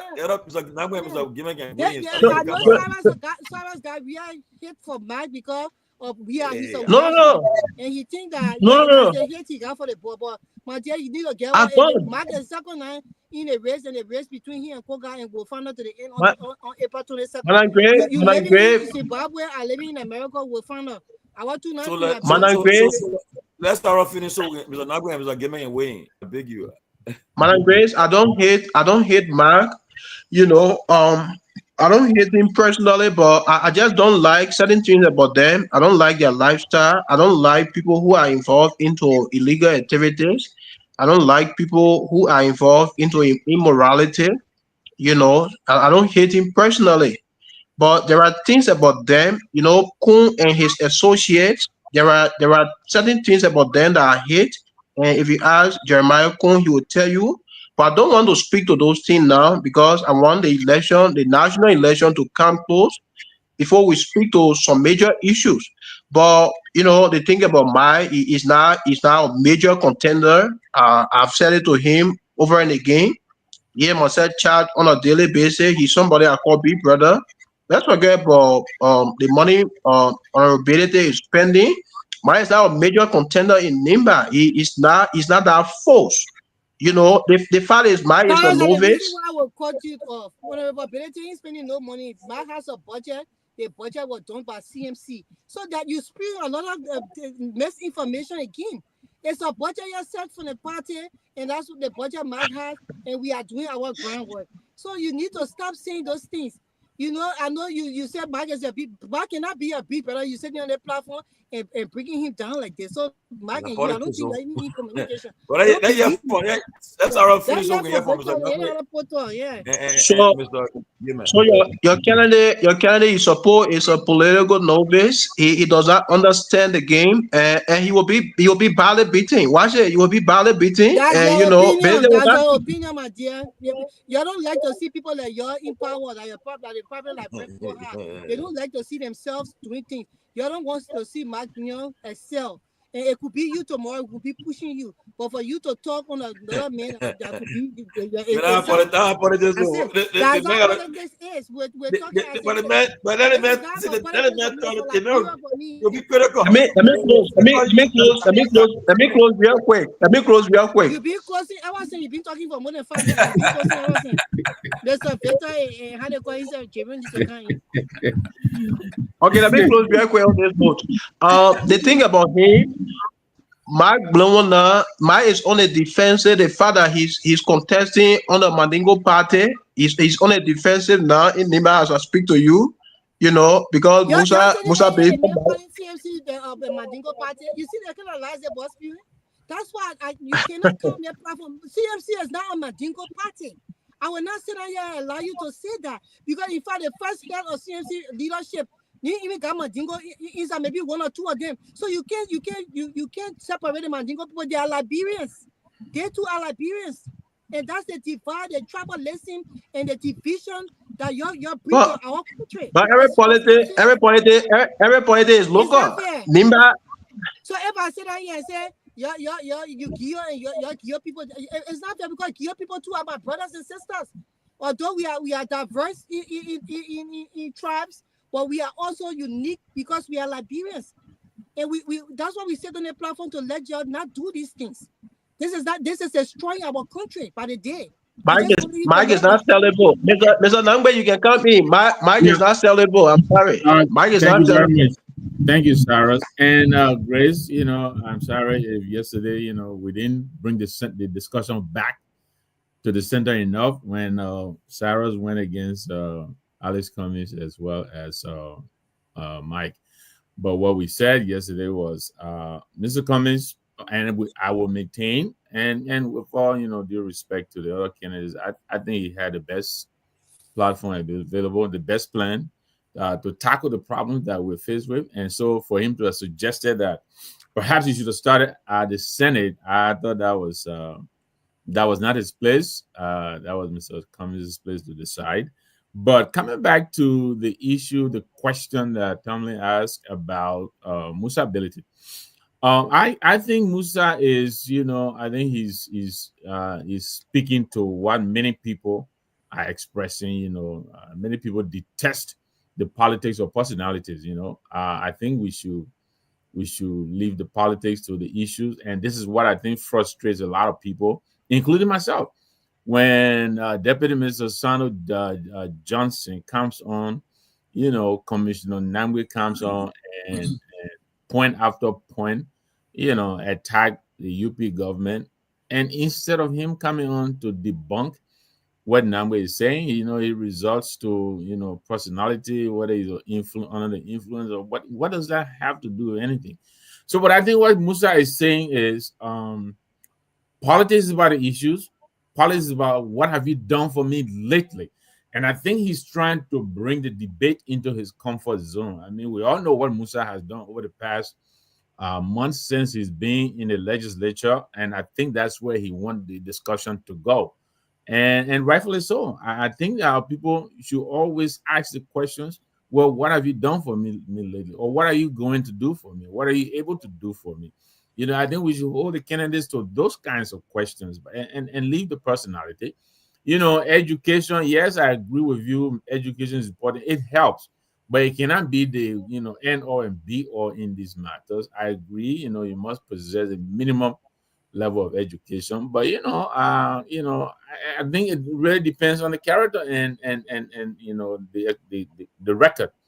So I think that's where we should take the discussion. I think that's what Musa was saying, that we're not going to veer off the issues and go into personalities, and I think it was Grace or so, somebody, or I think Tomalin. He knows if he's already in the house, whoever comes in, you know, there's going to be a caucus. He has to be able to sit across the table from these people. If he wants to build consensus, he cannot begin to attack people now that will make it difficult for them to sit at the table to discuss. So I agree with him. I think this campaign season, the candidates should do the best they can to tell the people why they think they're better than all the other candidates.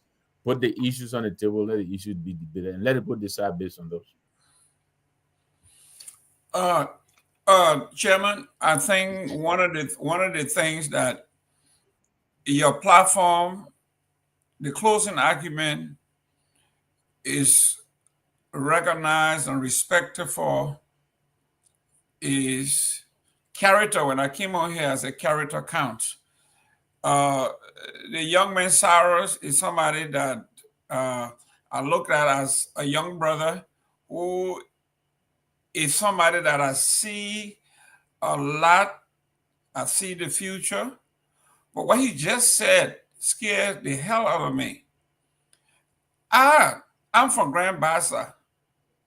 I cannot look at a young, progressive, smart man like Cyrus and any organization of which he's a part from, you know, say that Guar organization or minor organization, we should desist from this. In real politics and in debate, they say when you are low on the substance, you attack personalities. You know, you don't want to discuss, you go and attack the person.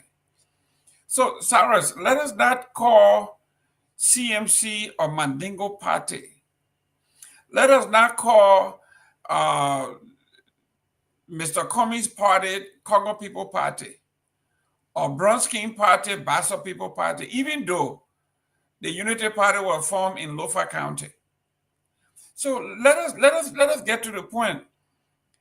Musa is a Liberian who just happened to be a Mandingo man, and there's nothing wrong with that. And he put forth a candidate that he believes, okay, align with ideology. So for us to brand people, a Mandingo Party, this is tribalism at its worst. Tell Musa Ability your policies are bad for Liberia. It will not work, and this is why I think it is not good. And my candidate has a better plan for the economic development of Nima and Liberia, and I think he's the better candidate, or she's the better candidate. Put forth those plans that are in your platform that will make your candidate a better candidate. But to just come out here on international platform and say the CMC is a Mandingo party, it behooves us, all Liberians, all normal human beings, to condemn that kind of thinking. This is why when the war came, I heard a lot of people lost their lives, because if you got an unsettled score, and now that there is no law and order, you take matter into your own hands and you go after Cyrus, you go after Henry Peabody, somebody that you have beef with, and you have always been waiting for a time to take advantage, to do harm. So let us desist from these kinds of rhetoric. Let's stick to the topic. Why Mark Myean is the best for the CMC, Grace have just named it. And what makes your candidate, Koga, the best for Nima County? Come out here and sell Koga. People who believe in Madam Ware, they are coming out here and telling why they think she's the best. They say she has executive experience, she was superintendent, she did this, she did that. That's what people do for their county and for their candidate. But to just come out here and say Cummings is a Congo man, and wherever he does a Congo People Party, Bronskin is a Bassa People Party, and that it's too small. Sarah, you got a bright future. I would like you to be my lawyer someday. I don't want them to say he's hiring a guild lawyer or minor lawyer. No, I'm hiring a competent lawyer. Chairman, thank you very much. Yeah. I think, let me just buttress what Mr. Gilman has said. I think, and that's one of the problems that we face in our country today. We cannot reference our brothers or sisters with us, including some of the tribal background or what county and stuff like that. I mean, and if Liberia is to move forward, we have to really leave that and move forward. But you can't talk to someone next thing I come out, oh, that man is a guild man, that man is a Pella man, that man is a Bassa man, that man is a crime man, and that's just a so party. I didn't hear what Cyrus said, but I can tell you, Chairman Peabody have done so well in Nima County than even some of the very so-called on-court Nima, official. He have done so well. The development that he brought to Nima County, the road that he created, the bridges, the hospital, the healthcare, and other things that he done. You can't. If he was thinking on one of his tribe, then he would say, "Let me just do this for only my what the ethnic group I'm from." But everybody in that county is benefiting. The healthcare, every area they are benefiting. So I think it's fair for us to just put away our tribal affiliation and then look at everyone as Liberians. And that's the problem we have there, and that's why when I go to Liberia, sometimes I avoid having these little small chit chat political stuff, because one, they'll bring up tribalism. Secondly, people get angry. They take it very personal, and sometimes they do, and it could lead into some dispute or argument, or maybe even physical stuff like that. So I try not to get into it. But I think we need to look at the politics from a broader perspective. Liberians go again, Liberia, and that's what you see, Mr. Gibbon. When I was in Liberia, it was sad because I saw a lot of people from the UP side and the CDC side. They were not having that relationship. I'm telling you, I went places. Most of the guys from CDC were more comfortable coming and having a seat with me than discussing and talking on the field than they would even want to talk to the other people for the unity side. Everybody feel that it's their time now. They are the boss in the chair. Everybody want to show some power that they have, so other people can recognize them. And it was very sad. People come in, they want you to know that they are the head of this. They got 4 or 5 people walking behind them, and they want to prove. Everybody want to prove something to another person. And it shouldn't be that way. I think it's something that everybody should mingle, talk, and joke and laugh, irrespective of the political, ideology. We can not disagree, but when we meet on like soccer field and something like that, we talk, we joke, we laugh, have a drink, but people take it very personal. Sarah, I don't know what you said, Sarah, but you're a young man. You have a bright future, like Mr. Let me tell you what he said, Peabody. He said that Mark Greenwell bought with the Madingo party. And the party is not Madingo, part of the party. And I was speaking in context. So I was speaking in context. No, you are not speaking. Even if you were speaking in context, you want to sit down here and you want to apologize to Liberian people for that. You don't want to defend what you said because it was totally wrong, Cyrus. No, I was speaking. So have you apologized for letting either for the medical supply she's carrying Liberia? You did. Let me come in, Sarah. Let me say this. I will tell Tomalin and I can't sit here with you because we have to speak here the truth.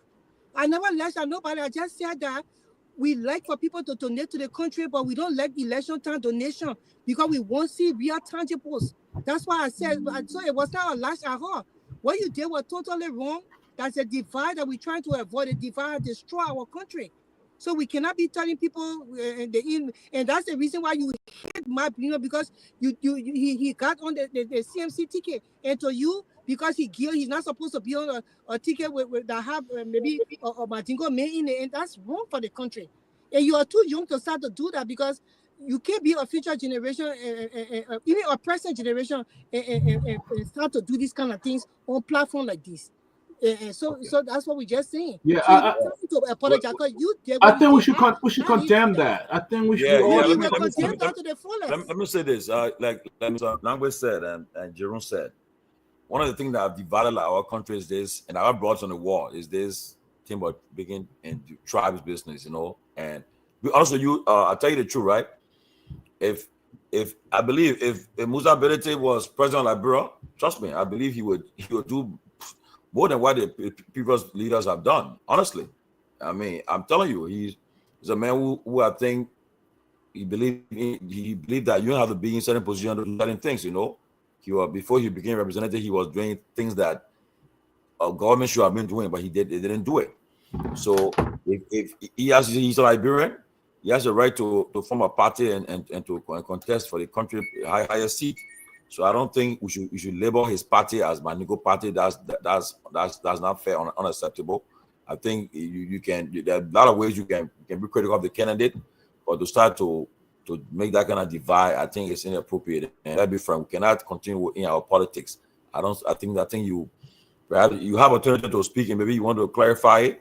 But I think you owe him that because you refer the party as Manigo party. He's the head of the party. I think it's unfair. But I think Cyrus, you should apologize. Let's be realistic. Sorry, you made a quick clarification. I don't know what you got to say about it. Yeah. What I want to say here, I was speaking in context. It was a direct quotation from the people. Like I said, when I spoke with people on the ground in Nimba, and I spoke of Mike Gongloe not being a serious contender, and I said the people label the party as a Mandingo party, and as such, Mike Gongloe is not going to come there. I think that was my exact word. I did not say, I supported Musa at one point. And in fact, Justice Janet removed her from the Supreme Court. But I think we lectured about this the other day out of the show. I supported Janet when the CDC went against Janet, impeaching him. I supported him. My politics is not about tribalism. But for her to come to make it look like somebody is under, obligation to support Mike Gongloe, the reason that I said last night I cannot support Mike Gongloe because he's still pursuing associate degree. So a country like Nimba, I can't support somebody like Mike Gongloe who is still a student pursuing associate degree to be a senator of Nimba. That's why I said, and she's angry by that, But I'm not saying, if you real quick, you can check on my post. I made a post when CDC or CMC was established that I was considering joining the very CMC. They posted there. You can check it. The post is still there. So it's not about ability. Sorry, let me say this to you, brother. And I hope I'm sorry, let me just say this. I think you missed getting the point. I don't think the point is necessarily about Mike or whatever it is.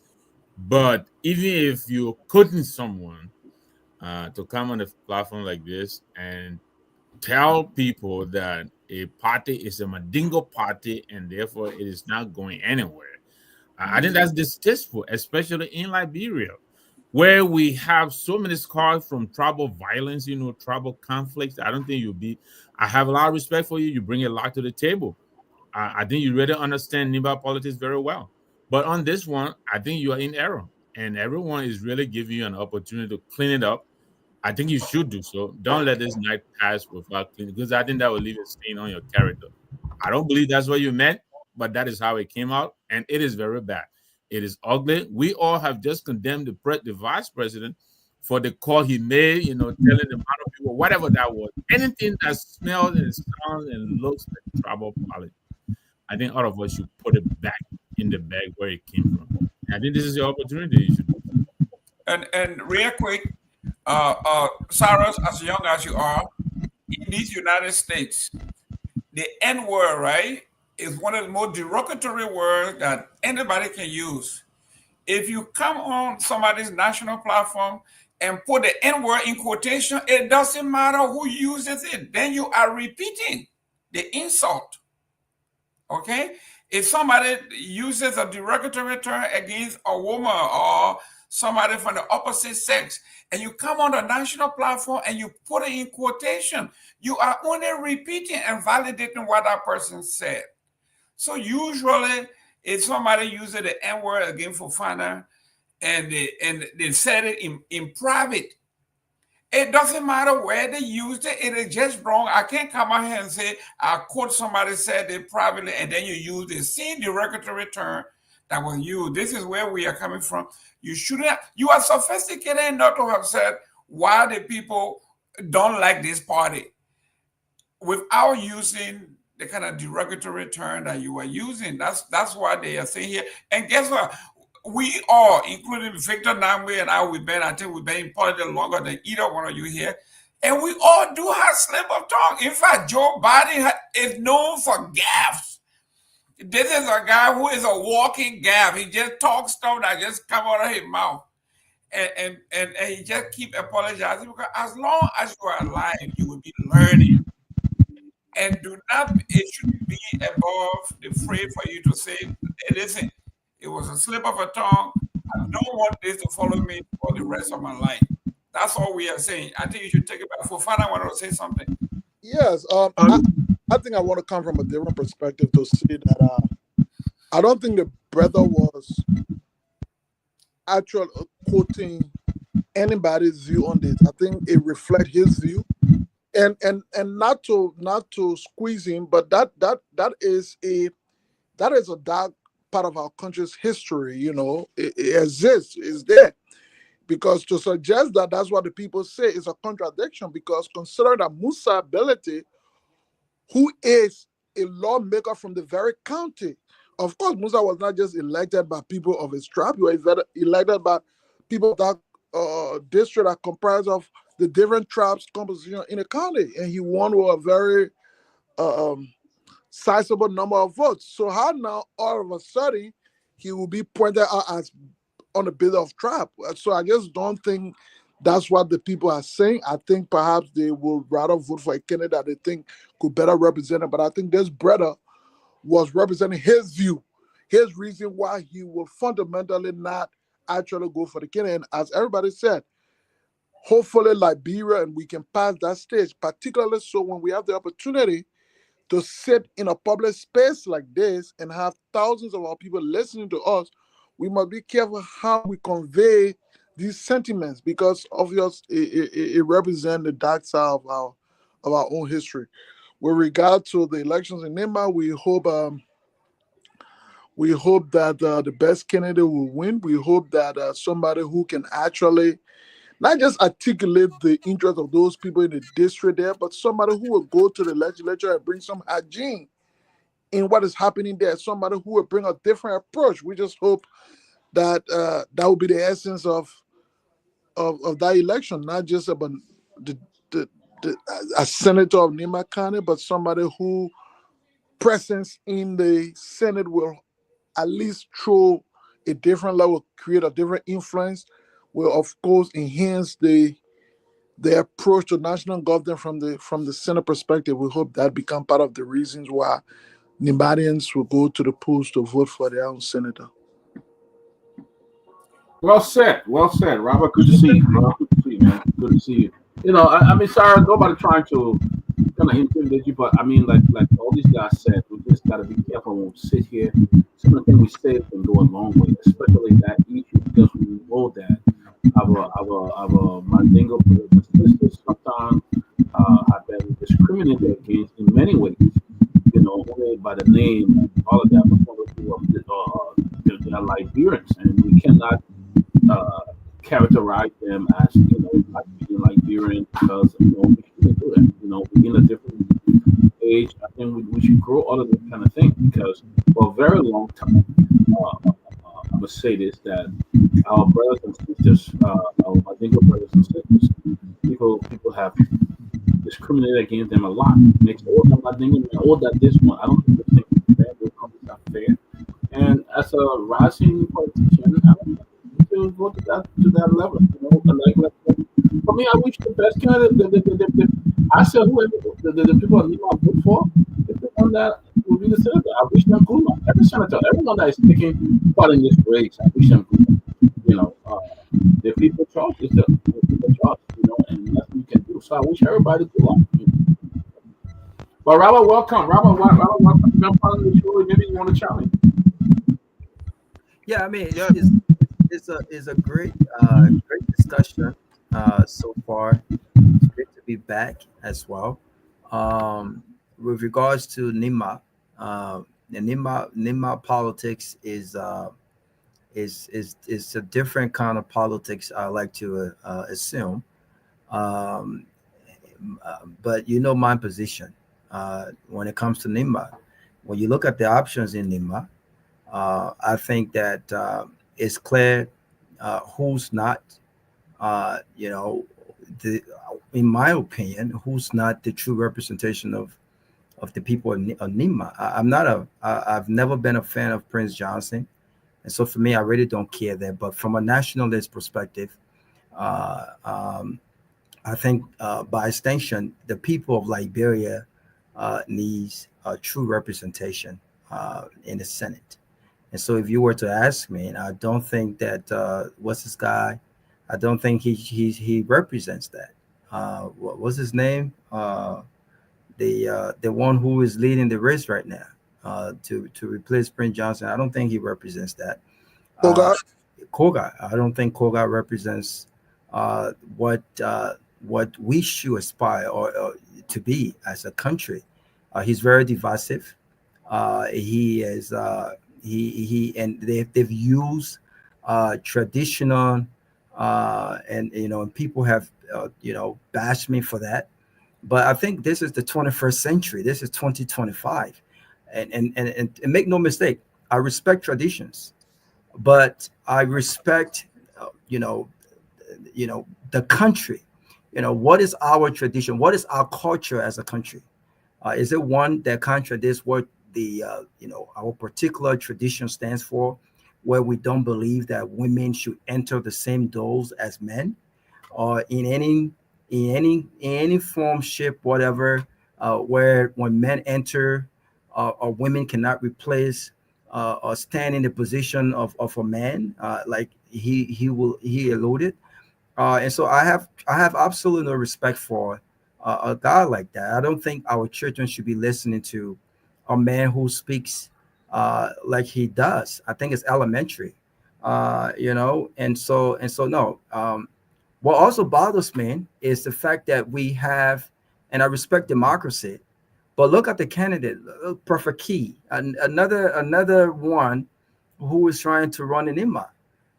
These are not candidates, in my opinion, that should be even lifted. And then you have Miss Gongloe, where I think that, I don't want this race to be gender-based. I've said over and over that, she will have to make the case as the best candidate, not as the best female candidate, right? As the best candidate amongst the rest of them to lead that charge. But I got to be quite honest with you. I don't think that I've all of this, the faces of Nima, the Edith Gongloe, the Koga. I think that the two gentlemen that appear on this platform to make their respective cases, I thought they presented a much better vision when it comes to Nima, when it comes to Liberia by extension, than these two candidates. But the Nima people will have to make their choice. They will have to choose Dr. Peabody. Koga has been in Congress for decades.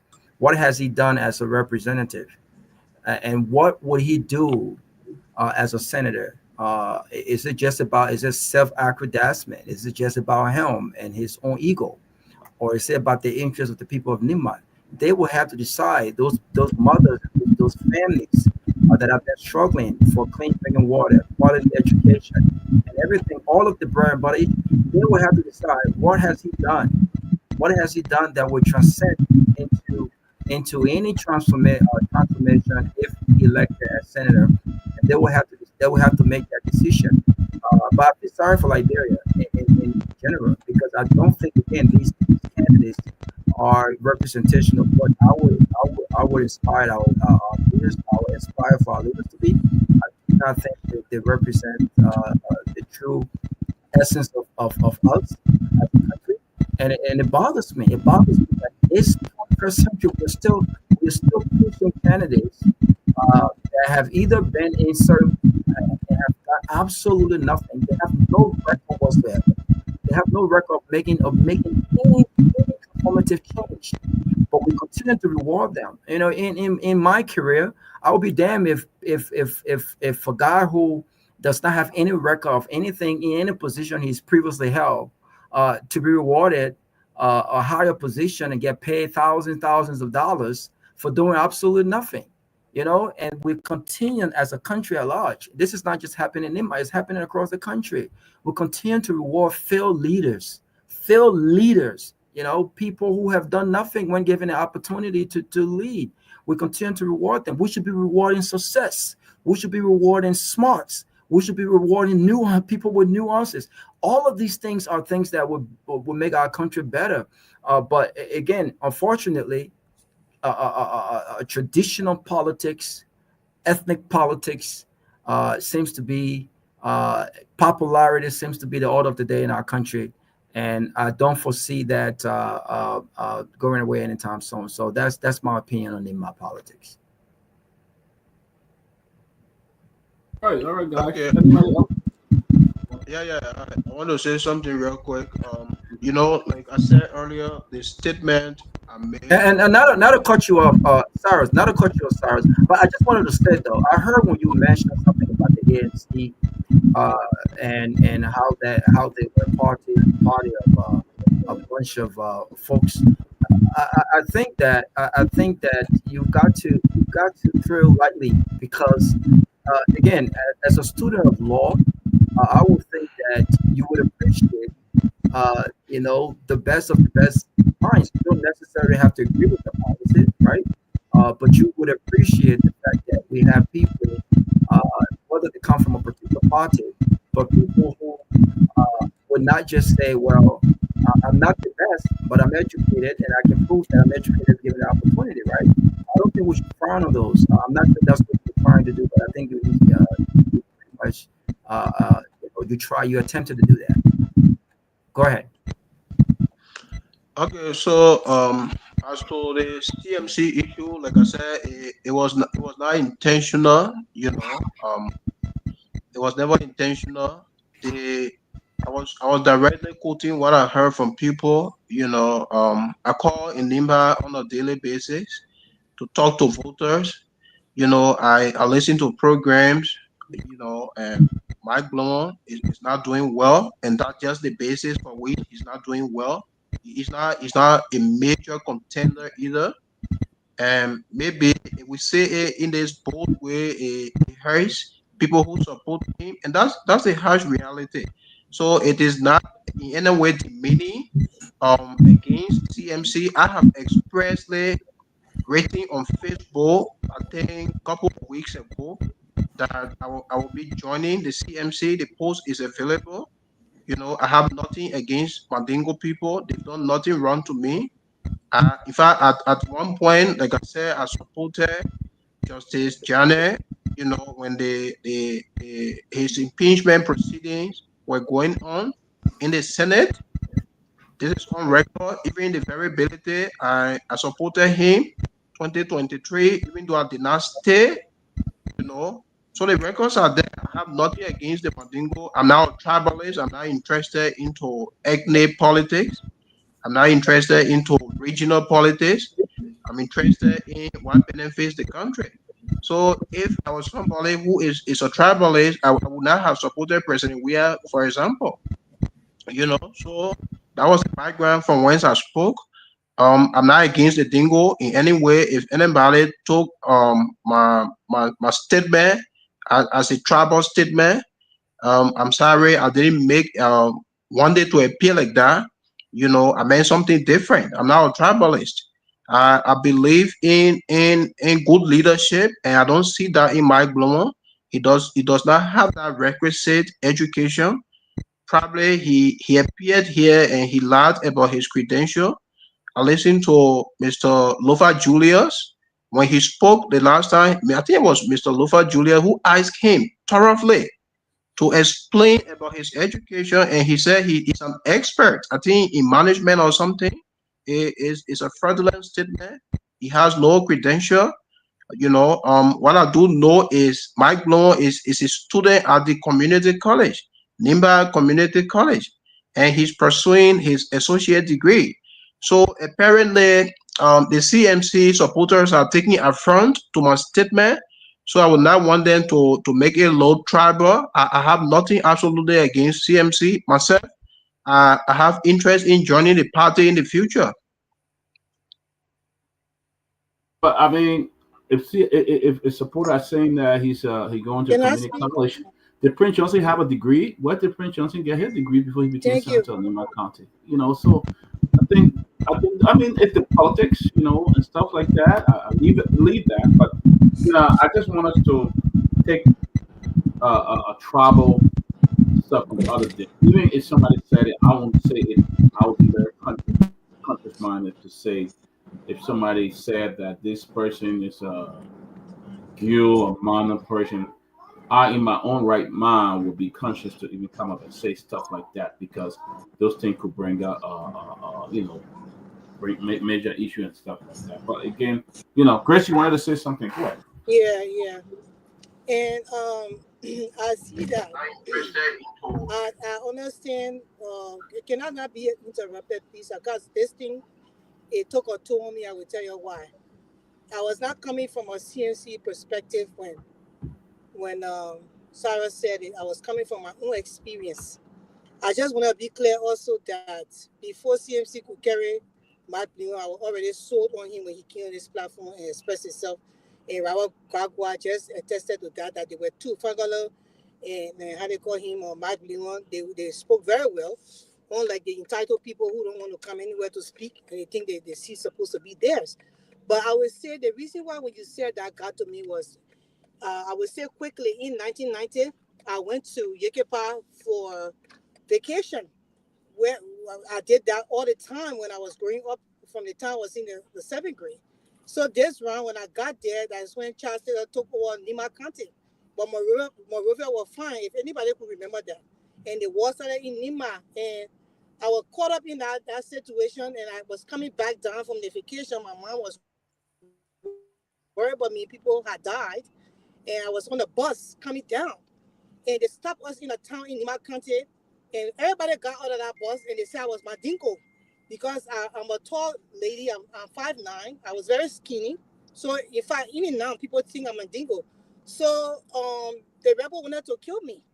And these people that were claiming I was Mandingo, they were guillotines, and they were holding gun. They wanted to kill me because I was Mandingo. They said I was Mandingo.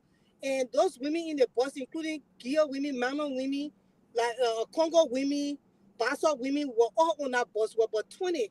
And they swear that they were not going to allow me to live in that town. The driver said they were not going to leave me in that town. The women then stood for me. And how we slept there that night. The next day, the rebels said, okay, because the people fought for her, we'll let her go. And how they let me go. So these things are very sensitive. When you're about to spill those kind of things, people lost their lives on these things. And you still beating around the bush. This is not what you think about Mark anymore. You can think what you want. The Nimba people will decide who they want to put into power. I would say that I feel that there's a hit in you when it comes to Mark, and I will still stand my ground.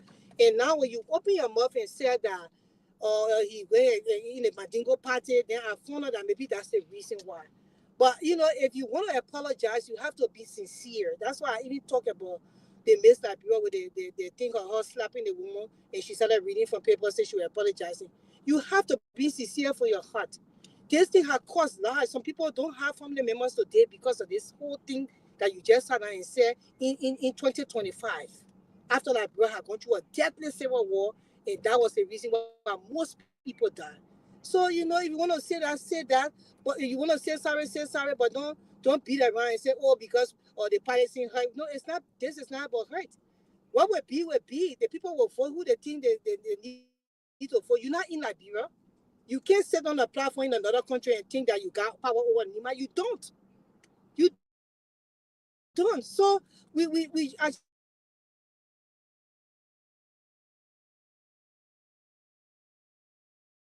Chris, are you there? All right, guys, let's move on. Understand that we do have a diverse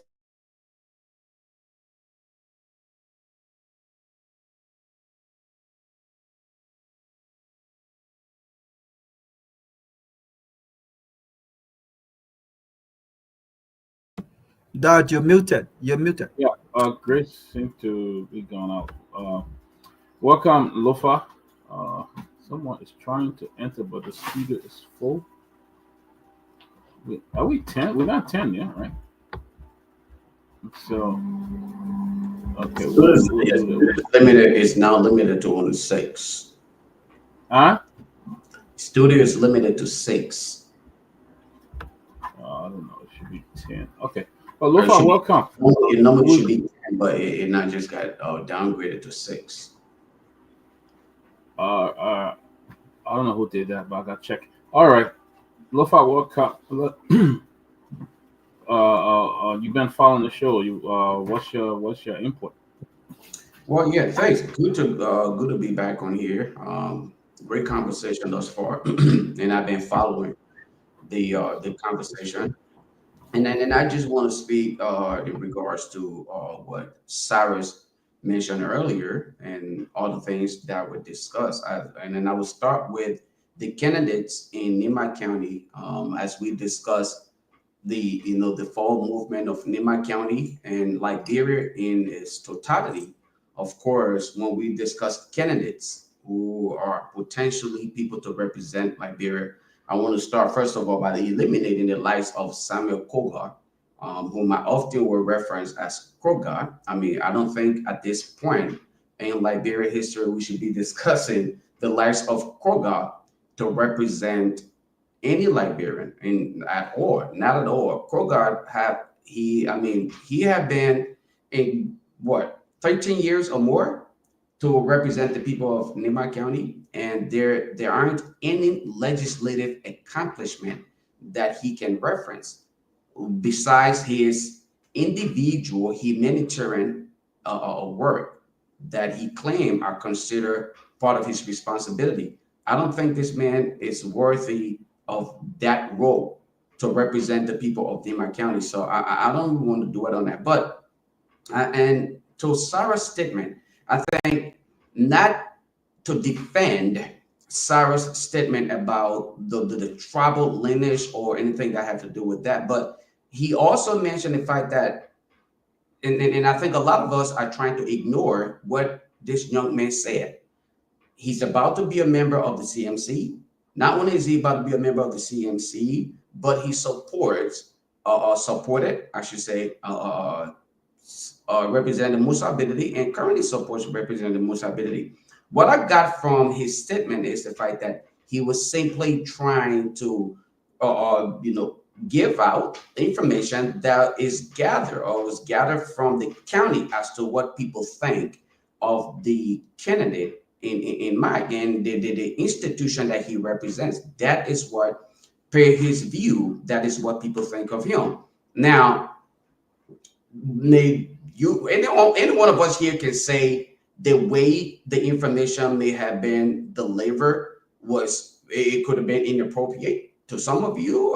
You found it offensive because of what we experienced in the past, because of our tribal lineage and the whole issue of tribal politics and all of these things that we have often tried to fight against. But I don't think that we should consider this young man to be a tribalist simply because he is trying to relay what he view of what is happening. Now, going forward, I want to believe that he learned his lesson, and I'm glad that he openly apologized, something that a lot of folks on here probably would not do, to acknowledge their errors and then apologize openly on the platform.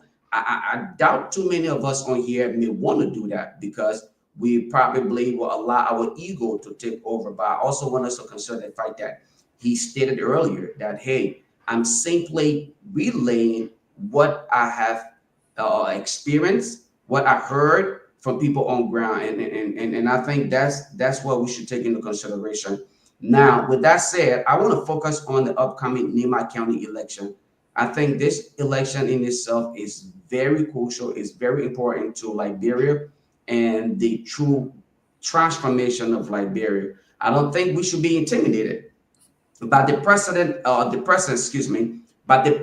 of a competent woman, a woman who comes to this entire process not only with the gender card, okay, she coming with the idea of competency and innovative and true understanding of transformation. And that's the part of the reason why Madam Kehleboe Gongloe is saying to the people of Nyenwolo County, give me the chance. I served you at one point in time as your superintendent, and the records are there. I sure have to go digging all of this information out. It's out there. Go and get it for yourself.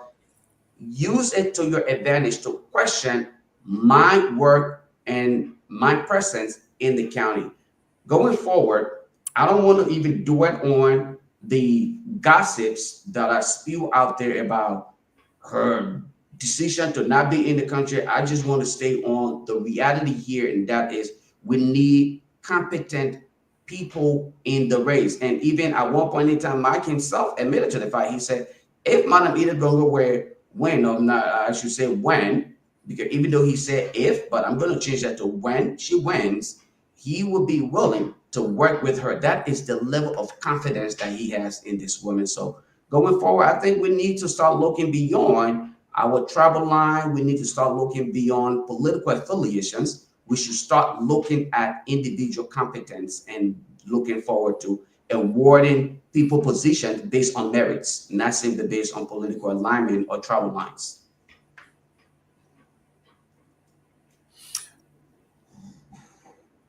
To who next, Mr. Gilman or Mr. Nyenwolo? Yes, Mr. Nyenwolo, go ahead, and I'll come after you. No, I'll let you go, Jerome. I think we've dealt with this issue with Saros, and his intervention, which I still maintain is divisive. I think he's made some attempt to this, to temp it down, but still, I think he went halfway. But it is what it is.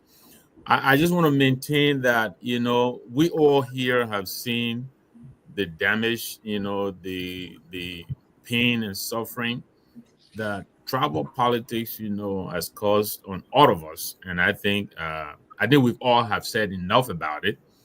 I think it's clear that nobody here is championing or is supporting tribal politics. I think what is happening in Nimba, I think it should be discussed based on the issues that the candidates are bringing to the table. I think we should leave all the Mano and Guillaume and Dingo and Gui Basso. We should leave all of that out of it. Show me what you've done for me lately. And based on that, I can judge what you will do for me tomorrow. That's all.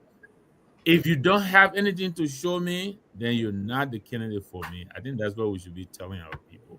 So that's what I like to say. Let me welcome, if I'm not sure if it is my place to welcome Lofa and Robert, but it's nice joining you guys on the set. I saw Lofa. I saw Lofa before he went to Liberia, and look at him now. The man is so well rested. You can see no stress on his face. All the organic air. I'm not going to say organic food. This is what I'm saying. Sitting on this show for 2 years, day in and day out, and you don't take a vacation. It's stressful. So when you see this young man go to Liberia and you look at his countenance, you look at his face, and you can see the radiance of refreshment. Then you say, someone said the power working, and it's a good thing. The pay you got that power for, I'm going to Liberia in June. Look, I had to go to Lofa County to get that power. You can't get it from anywhere in Monrovia. You can't get it. You got to go to Lofa. You see, all in Lofa County. You see, I'm from Bassa, the man say I can't get that kind of good power. You see how they treat us Bassa people? We ain't got power. But Cyrus, you are a great kid, a great young man. I will hire you as my lawyer. I'm going to hire a competent lawyer. I won't hire a lawyer from Nimba. But yes, a great show, guys. I think today I was looking at an article in Front Page Africa where Front Page Africa went to Nimba to interview the folks and to test and gauge the endorsement of the vice president of Koga. And I was surprised at the split. And it says here, because I know Franklin very well, the guy who did the article, is that mixed reaction greet VP Cohn's endorsement of Koga in Nimba. And they went across the spectrum and they interviewed pro and con. And it turned out that the vice president is getting a black eye in his own hometown. People, I mean, can you imagine these people are fighting? And I postulated this and I said this, for those who are looking at this election out of a single lens, you got two gentlemen that are very ambitious. The vice president wants to be the godfather of Nimba. Koga wants to be the godfather, replacing, jumping over their body and all that other stuff. Do you think that the vice president endorsement of Koga is genuine, or is something superficial? Which I think it is in the vice president's interest for Koga to lose this election and diminish his strength and his influence in Nimba. He wouldn't want Koga to win, and he that has political ambition for 2029 to be locking in the distance. So when you look at this and you see the people in Nimba basically split in the middle, that one person said, the days of Cohn coming and telling us what to do, those days are gone. We are going to determine what is good for us. I mean, that is a telling mark. This is not the Prince Johnson days when he says, when I tell you something, you have to do, and everybody falls in line. Now we are talking about this article, it's 50-50. That tells you that what was predicted here months ago, that Nimba County is totally free and it's wide open. The people of Nimba now are expressing themselves for who they are. They are individuals and not monolithic politically. They are telling you, we support Madam Gongloe, we support everybody else, but we are not going to be monolithic in our politics anymore. Those days are gone. So it was a black eye for the vice president, and it's a great article on Front Page Africa. You should see it. Great article. And hopefully the vice president himself is looking at this and he gauging his own strength, his popularity. I can see jittery in that camp, because for them now to say we will employ another strategy, which is to go after Mrs. Ware to disqualify her. That tells me that there's some fear here. You don't want to face this woman, so the best thing to do is to make sure that you disqualify her so you don't meet her. I mean, it is something. How can you say, I'm looking at the photos that were presented, and there's no way you can tell me that photo does not belong to this woman? I mean, she doesn't have an identical twin. So I look at this and I'm saying this is desperation, and it looks like the next 3.5 weeks is going to be very, very critical, but somebody is running very scared. But all right, guys, Raul, just some comment. We got 15 more minutes to go. And just want to announce this. We got 15 more minutes to go. Robert, go ahead. Yeah, but I don't think the endorsement of the vice president, there was no other expectation as to who the establishment would support in Nima. So for me, it's not a surprise. I've also heard that I don't think necessarily Koga would have been the vice president's choice, but he has no choice but to support Koga. But I want to just pivot a little bit. I don't think, in as much as I don't fancy Koga, and I don't think that Koga, by extension, is any sort of voice. Again, I would say maybe my friend Lofa will not agree with me. I think the handlers of the other candidate, the other major candidate in person of Madame Gongloe, I don't think they're doing her any favor yet. Every time I hear Lofa talked about the name and then the woman, it's given that she's a woman. But again, this gender-based campaign would not work. And I don't think that, I think in my opinion, again, this is my opinion, you guys work with the campaign, and I think you have a strategy, and maybe part of your strategy is to advance her gender more so than her policy and what she brings to the table. But I think it helps Edith Gongloe more if we were not even to mention the fact that she's a woman. It's given that she's a woman. But every time you talk about competence. If you talk about competence, I think a follow-up to that competence is, what she's done. What does she do as a superintendent, as opposed to what Koga has done all his years in as a representative, which I think he's a field legislator, right? But when you talk about competence, then you talk about women. She's not a man. She's not a girl. She's not a boy. She's a woman.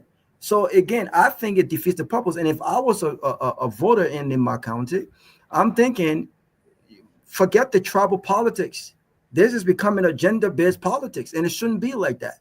Listen, I am a huge advocate for women participation in politics, and I think they deserve to walk and stand in the same room as any man and make their case. But I'm also for women who understand that politics is not sympathetically about gender. It's about who has the best vision. It's about who is more qualified than the other. And most importantly, it's about who is making the best case. I think that Edith in the campaign, I have not heard much about Edith. And I'm not talking about on this show. I'm talking about people in Nima. I mean, all last week I was in South Africa, and Lofa is laughing, but we made some calls in some of the districts. The people are saying that we might want to vote for Edith, but we haven't heard much about what it is that she wants to do differently than Koga. Koga is on a campaign talking nonsense, but I guess his nonsense is resonating with voters. And so when you come on the platform, we're talking about Edith as a candidate. I think that she's qualified. I think that's enough. I think that we need to pound our successes as superintendent, and you contrast that to the failures of Koga as a long-term representative, and the fact that he has absolutely nothing of substance to translate from a representative to a senator. But the more we talk about the fact that she's a woman, she cannot be a man. She must be a woman. Let's forget about that. And I'm not a big fan of that. I'm not a big fan of gender-based politics. I'm a big fan of women who are qualified, sitting in the same room as qualified men, with their chest up, their head up high, and making their respective cases based on their qualifications, not based on the fact that they are women. Thank you. So, Mr. Just if I could, allow me to just. All right, guys, we got 10 more minutes. So go ahead, and then we'll do our closing.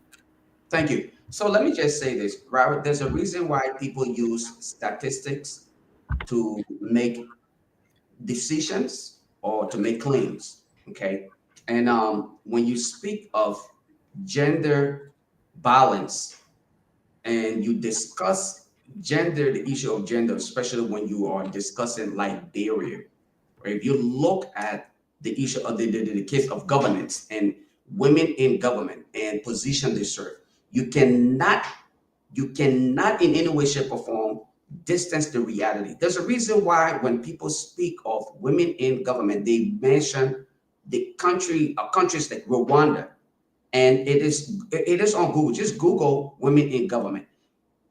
Those who come up with those statistics are not simply doing it because they feel like they want to buy into this gender argument, and that is the reason why we simplify it to also indicate we should not simply dwell on the issue of gender, but competence.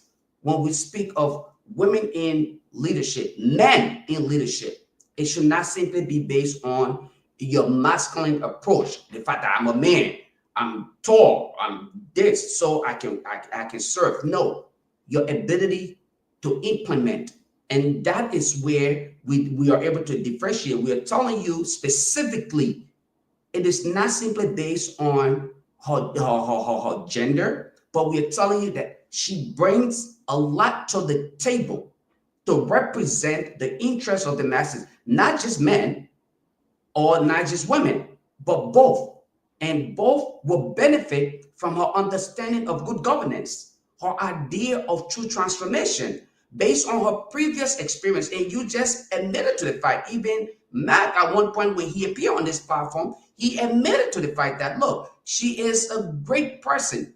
If or when she wins the election, I will be more than glad to work with her.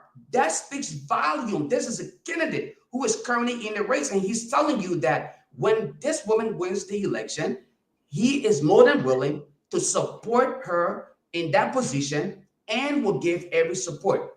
What we are telling you here is the fact that there are men who are, again, a little bit more afraid of the presence of competent women in leadership.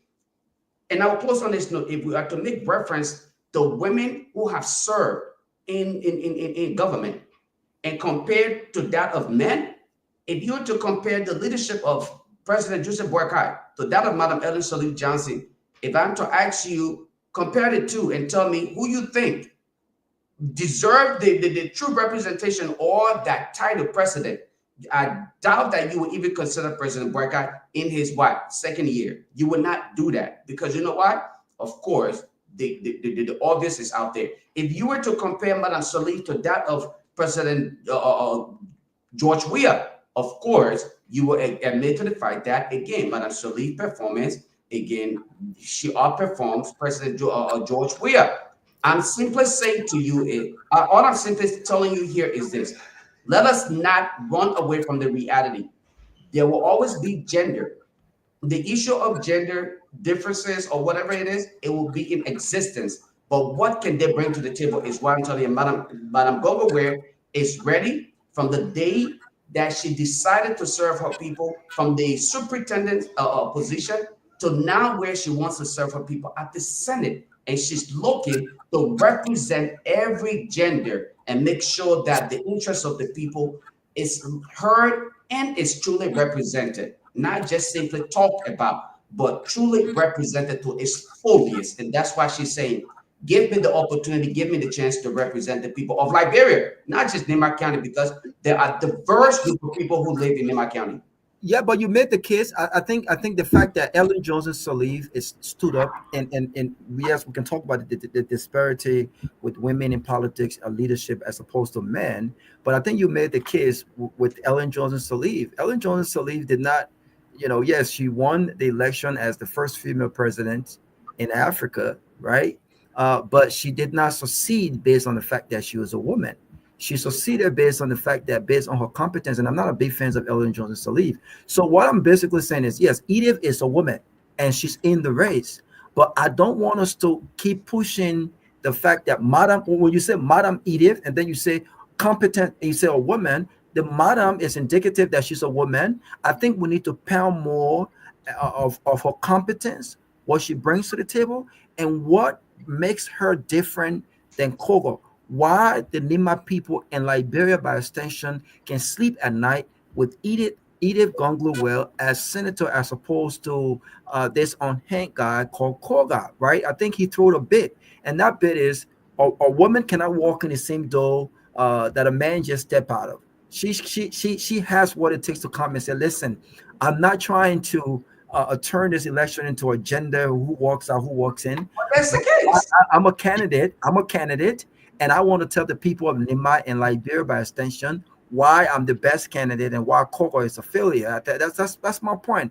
Edith can do that without the continuous pounding of the fact that she's. But again, you can. All right, guys, we gotta go. It's 25. We just got 4 minutes. Let's do our closing real quick. But before we do that, our special guest tomorrow will be the presidential envoy, Mr. Chris Oniniga. He'll be appearing tomorrow on the Closing Action. We'll talk about the recent visit of the special delegation from Burkina Faso to invest in the textile industry. So tomorrow we have special presidential envoy, Mr. Chris Hayes Oninga. He will be talking to us tomorrow if you are guest. But God, let's do our closing 1 minute each. Radio, the guys will soon be leaving the radio station, and let's get it going. So let me close real quick. Thanks to all of you. Thanks to those who criticized my statement. You know, I'm sorry again. But again, and when I think about a country like Liberia, those of us that went to school are doing harm to our country. You know, through our actions and actions. We play, you know, political parties. We are not looking at competence and looking at people qualification. You know, if people speak of nationalism, I think they should be looking at the credential candidate. You cannot have Edith Gongloe in election. You say you are a nationalist. We can't hear Sarah. So is it F me? You can't get me? Yeah, your phone breaking up. It's like something making noise. Oh, Yeah, okay. So I was speaking on the issue of patriotism. There are people who say they are patriotic, and when elections are around, they are controlled by political party interests. So I said we are doing harm to Liberia, you know, and the presence of Mike Bloom in that election, Mike is there for purpose. And the purpose Mike is there for is to ensure that you know Mana Edith or Koga, either of them, you know, loses the election. But here is what will happen at the end of the day. And this is the point I was speaking from initially. When the guys notice that Mike Bloom will not counter, they are going to use a little vote, you know, to bargain for speakership. They will use Mike Bloom as a center to bargain for the speakership, and that will be the time, allowing the time to be played against somebody who is supposed to win the election. So that's why I don't take him serious. He is in this process for popularity's sake. He's not there because he's winnable. And so I like the way the argument is going in Nimba. The CMC as a new political party should have done better. They should have searched for that face. They should have gone for yellow if it was not for something serious. He should have gone for yellow. He should have gone for Edith. And by now it would have been a different debate. But to bring Mark Bloom on board, I will continue to say this. It will not help the CMC. They are not on the right footing, and people who support Mark Bloom, it is their right to do so. But I don't see it as an act of nationalism. So, oh, thank you. Sorry. Yeah, please mute yourself, Cyrus. Let's see. Okay, I think it's him. Yeah, it was him.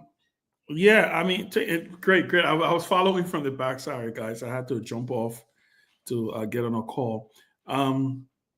I was listening to an interesting the exchange between Robert and Lofa, and I think it's pretty interesting.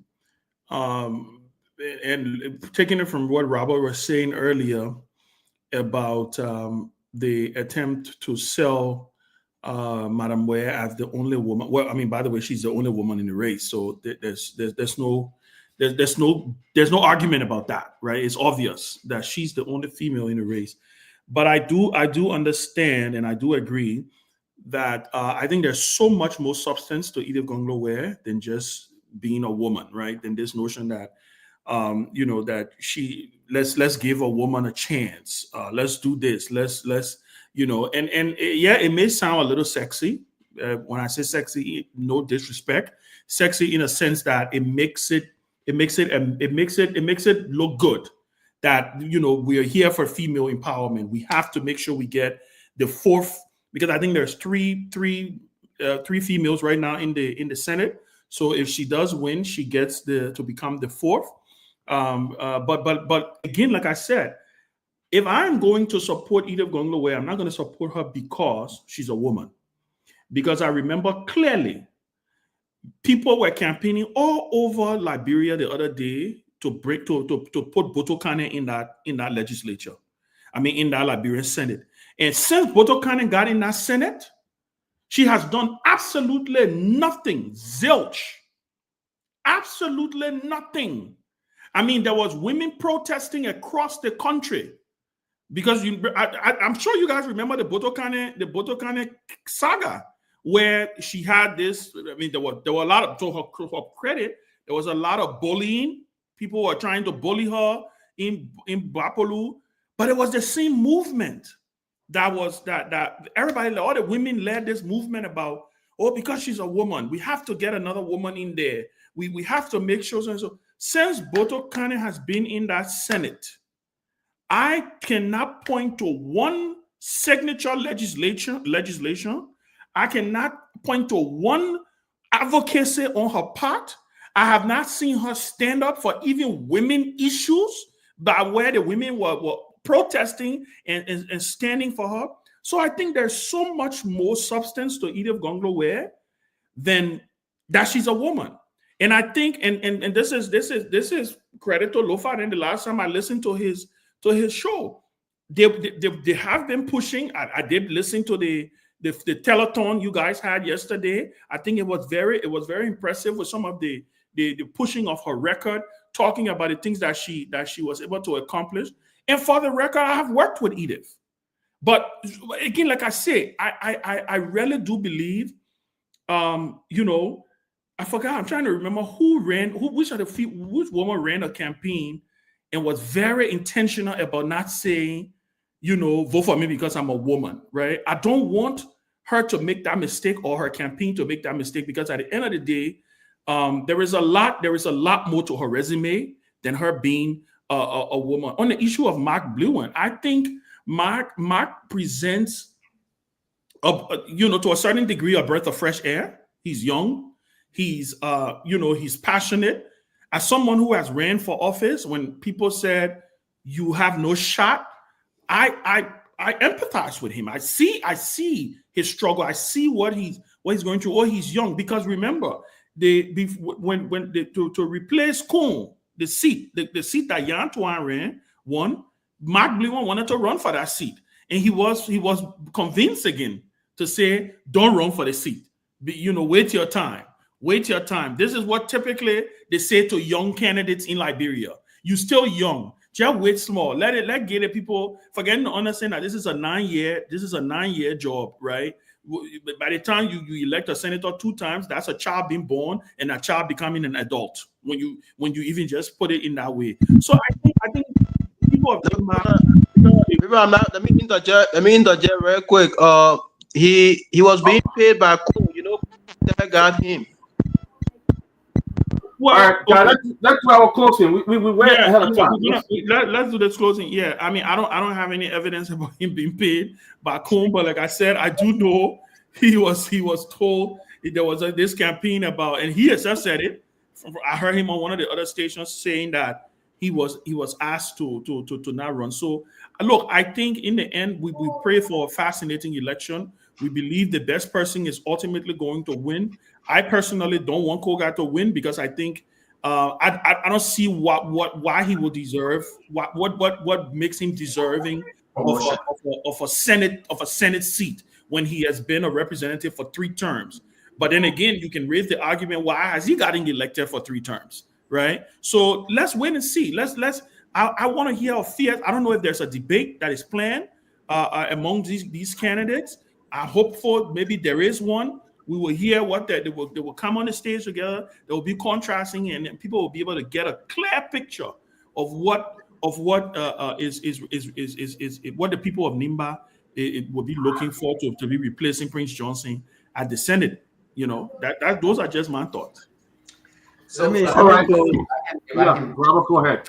Okay. Yeah, let me close. Fascinating. I wish we had more time to talk about this, but hopefully tomorrow is great to be back on. But again, I think that I wish the people of Nimba all the best. I wish them all the best of luck, because I think this election, I think in many ways, is about control. It's about control. It's about ego, and it will be very, very, very interesting to see what happens if Koga wins. Who gets that control between Koga and the vice president? I don't think that anyone, doesn't matter who wins the election in Nimba, will ever have the kind of control Prince Johnson had on Nimba. That for one, I'm very excited about, because it has played an integral part in our presidential election over the years, and so I see a lot of dynamics to what to come in Nimba. In this election and subsequently 2029. But generally, we got to do better as a country. And this whole traditional politics, I believe, will remain.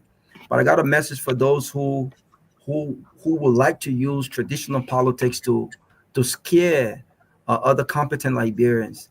Just because I can't speak Bassa, you would not scare me from participating in Bassa politics. That's one. It will not be about whether I can speak Bassa or not. It will be about whether I can change the lives of the people of Grand Bassa as opposed to what I can speak. That's what politics should be about. And so I really look forward to the Nimba election. And by the way, if you were to ask me right now, I think, oh boy, the other guy, I forgot his name. I think Ben was just talking about him. I really do think that they've invested a lot in this campaign and in messaging. I think they've done, you know exactly what it is that he wants to do. He's not running on this whole traditional Nimba politics. He wants to represent the people. He wants to change their lives. And by extension, he wants to be a true representation of the people. And I think in any other country, I think he will be given a voice and he will be given the opportunity to make his case. Unfortunately, you're in Liberia, and the power that be and the traditionalists that be will try to make this about this guy is not one of us. He does not represent us, and so you should be scared of him. But it's great to be back again, and great conversation today. Great. Gentlemen, great show. Thank you. Whoa, shortest closing ever. I know, right? Retire, that's all. Yeah, I'll see if I can. The chairman said that, we have run out of time, that's all. Okay. So let me just do it quickly. I'll say to Lofa, and I know he's up on his game. I'm not knocking on him, but if I were to answer Robert about Edith, I would quickly roll off my tongue what Edith is. Leave out the whole female. The female card, I think she already has that in her pocket. You want to now add value to that ticket, enrich it, and then I would just go ahead and count all what she is. So, you know, I maybe you should take your little cue cards and you know, put it in your breast pocket. But I think what is also happening in Nimba is a test really for who can tilt Nimba. I know people have said, you know, Prince Johnson has left. Nobody may never be the godfather as he was maybe for a very long time. But I think people are really watching who will come 2020, because right now, don't mistake this for anything else other than the fact that the seats for 2029 are being planted. Who is going to sway Nimba in their corner? And I think the VP coming out so openly, I think he has exposed his hand. It would be very, very difficult now for him to pull back. We're waiting to see. He is right now, he's straddling MDR and UP. I don't know how he expects to pull this off, but it's like he's pulling himself in two opposite directions. So we're watching. This will be very interesting, but thank you again for the opportunity to be here. I hope to be with you guys tomorrow. Mr. Nimba, please come back. Please come back. You got your closing. So yeah, I mean, in closing, I just want to again say to Mr. Namwe, and I totally agree with the position on the gender card, and Madam Gongloe will be the first person to tell you when you are opportune to sit and talk to her. She's like, I'm not looking to play that gender card because I come with what it takes to represent the people. So it's not about the gender card, but if we are to look at the society that we find ourselves in today, you cannot disregard the reality on ground.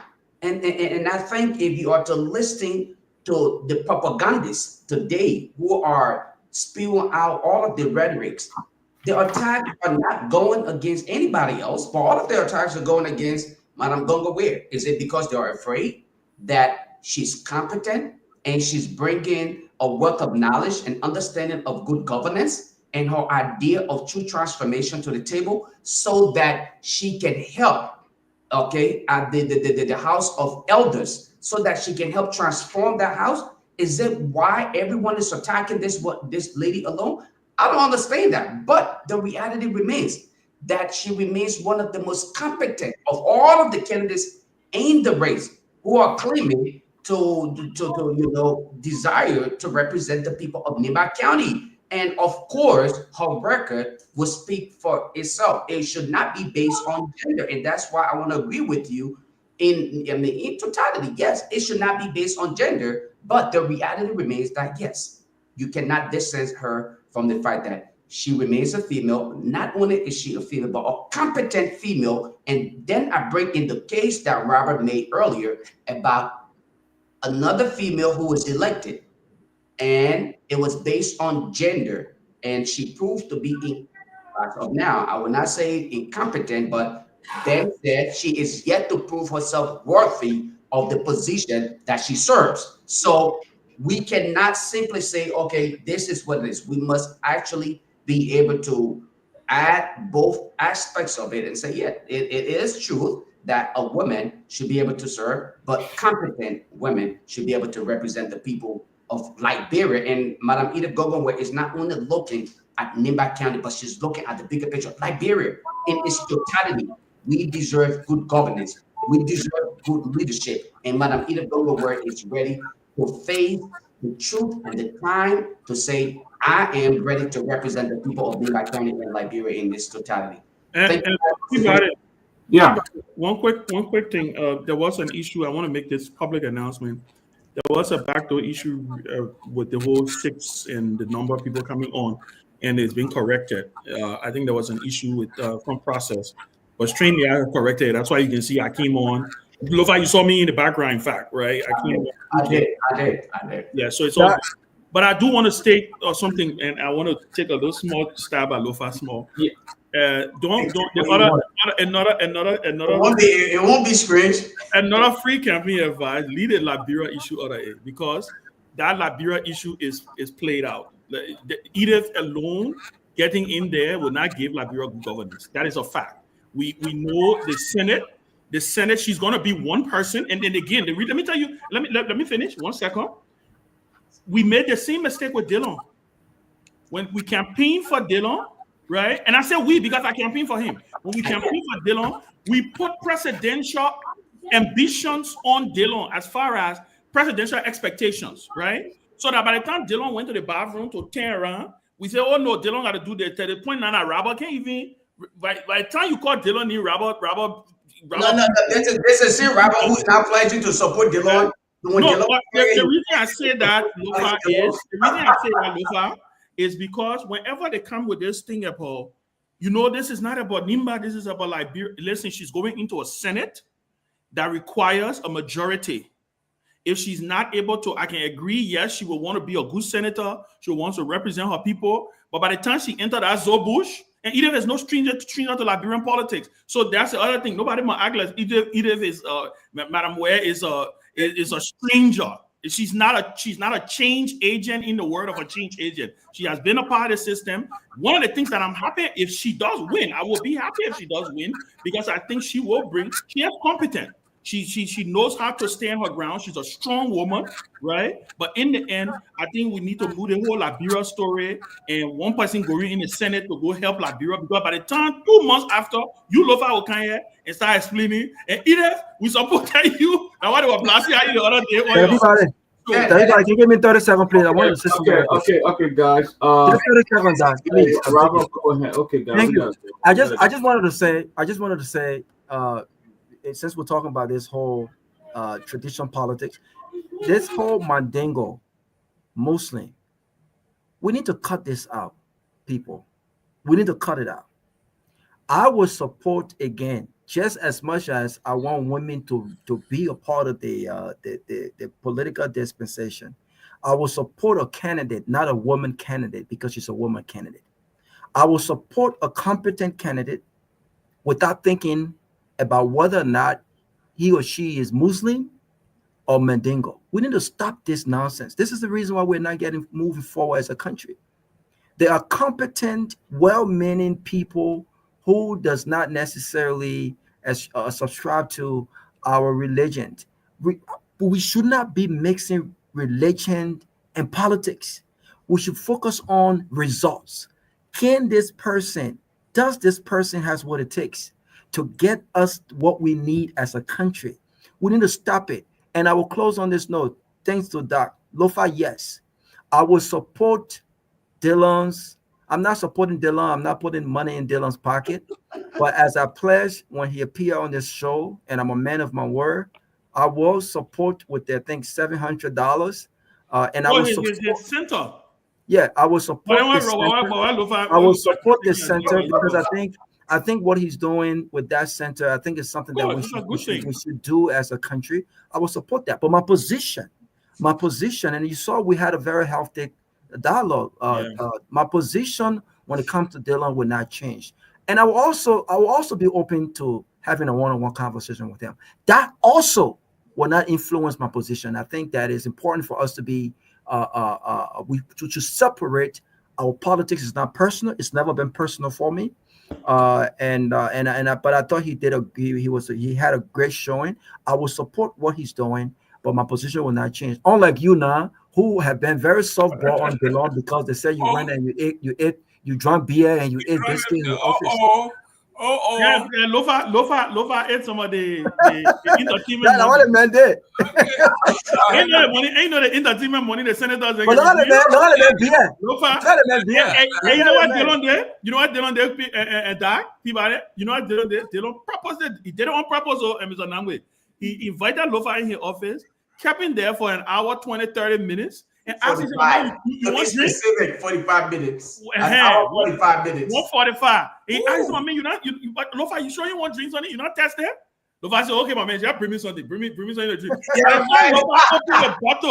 By the time Lofa opened the bottle and drank it, Dillon called me straight. He said, Ben, Lofa will never talk about it in the That's not even true. Because he just drank all the money. That's not even true. That's the legislative engagement money. Exactly. The legislative money. No. Okay, guys, tomorrow. All right, guys. Tomorrow, my question is, may the best candidate win. You know, My closing here is may the best candidate win. Also, Ben Sanvee is not leaving closing argument after rumors going around. Yeah, wait. Before we go, listen. Again, my people, Echo. Y'all gotta give me some credit, man. And so, I did hear. I actually saw the clip. Stanton went on Spoon and said that I think somebody called him. Somebody called on the show, right? Because I started getting all these text messages today. Oh, Ben, they say you're leaving closing argument. You're going back to Spoon. Stanton said you're coming back to Spoon. Stanton went on Spoon FM, and I think somebody called in on the show and were talking about him. And then he said in something in the line of, because I did listen to it, something in the line of, yeah, even Benjamin Sanvee, my friend, he won't come back on the show, but I told him he's suspended indefinitely. Oh, so you're not suspended, you didn't even know? So first of all, let me ask the question. How am I suspended? Let me say something real quick, right? Don't say somebody went on there. Say Lofa went on his show. No. Somebody, the thing I listened to, the person called. Oh, I thought you were talking about when I went on my show. No. Now actually, it was on his show on Sunday. Oh, somebody a caller mentioned something, and then he brought in my name. That listen, full disclosure, he was laughing about it. I think he was being comical, right? But our people, how they take things, and everybody start running with it. Ben, you going and blah blah blah, and then obviously it feeds into it because I haven't been on the show for a number of time, right? Because I've been extremely busy. I think every time you're kind of Tomalin or Peabody or somebody would say it. Ben, the reason Chairman Ben is not here is because he's really busy, blah blah blah blah. So I just want to say it to you. First of all, I said it earlier. I think Stanton missed us. I really do believe he does. And I'm sure he's going to watch this. I really believe when Stanton sits and he look at his screen and he thinks, he's like, damn, my guys that were here. Those guys, we had a good time, right? We built something, especially when he thought about how when we went Liberia, right? I mean, the access, the prestige, all of those things. I think he really does miss it, right? And for him to go on his show again, like I said, he was laughing, so I'll take it with a grain of salt. I mean, I don't have any bitter feelings or anything like that, right? Exactly, saying that I called to beg him. First of all, I haven't called Stanton with us, so I don't know how I would beg him. The second thing though is we left Spoon. I shouldn't say we left Spoon. So how do you leave and then you under suspension? How do you leave and then you suspended? I mean, I'm trying to understand. So, but just for record, we are careful as I said right here. We are bringing Tomalin also about it is a difficult one. Easy. So that's what I'm saying. So I just want to say full disclosure, right? My days on Spoon are history. It was a great ride. I'm extremely proud of what we built, right? I'm extremely proud that what we built is thriving. That's the true meaning of institutional building, right? Where when you leave it lives after you, right? Other people can come and they can. But why the thing I always why the thing Peabody? I don't understand. Every time they always think Peabody is the difficult. Why they think Peabody is the difficult? Can figure by the way, Tomalin, Ben, and Peabody, they're not coming close to Spoon. We will check out everything.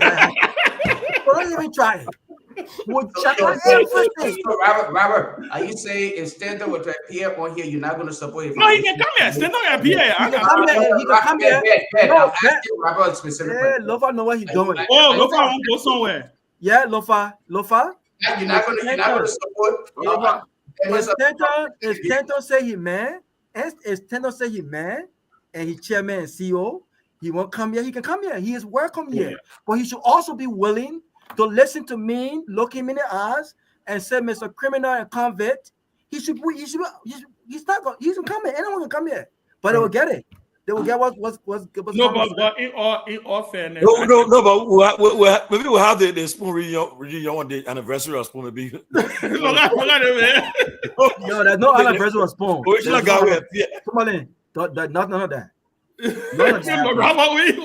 No, but in all fairness, like I said, look, I know, and because people have really been sending messages, texting and calling, and everybody's Ben. They said, I said, really? Y'all? I mean, by the way, Ben, I don't even have time. Half of the time, I don't even have time for closing argument.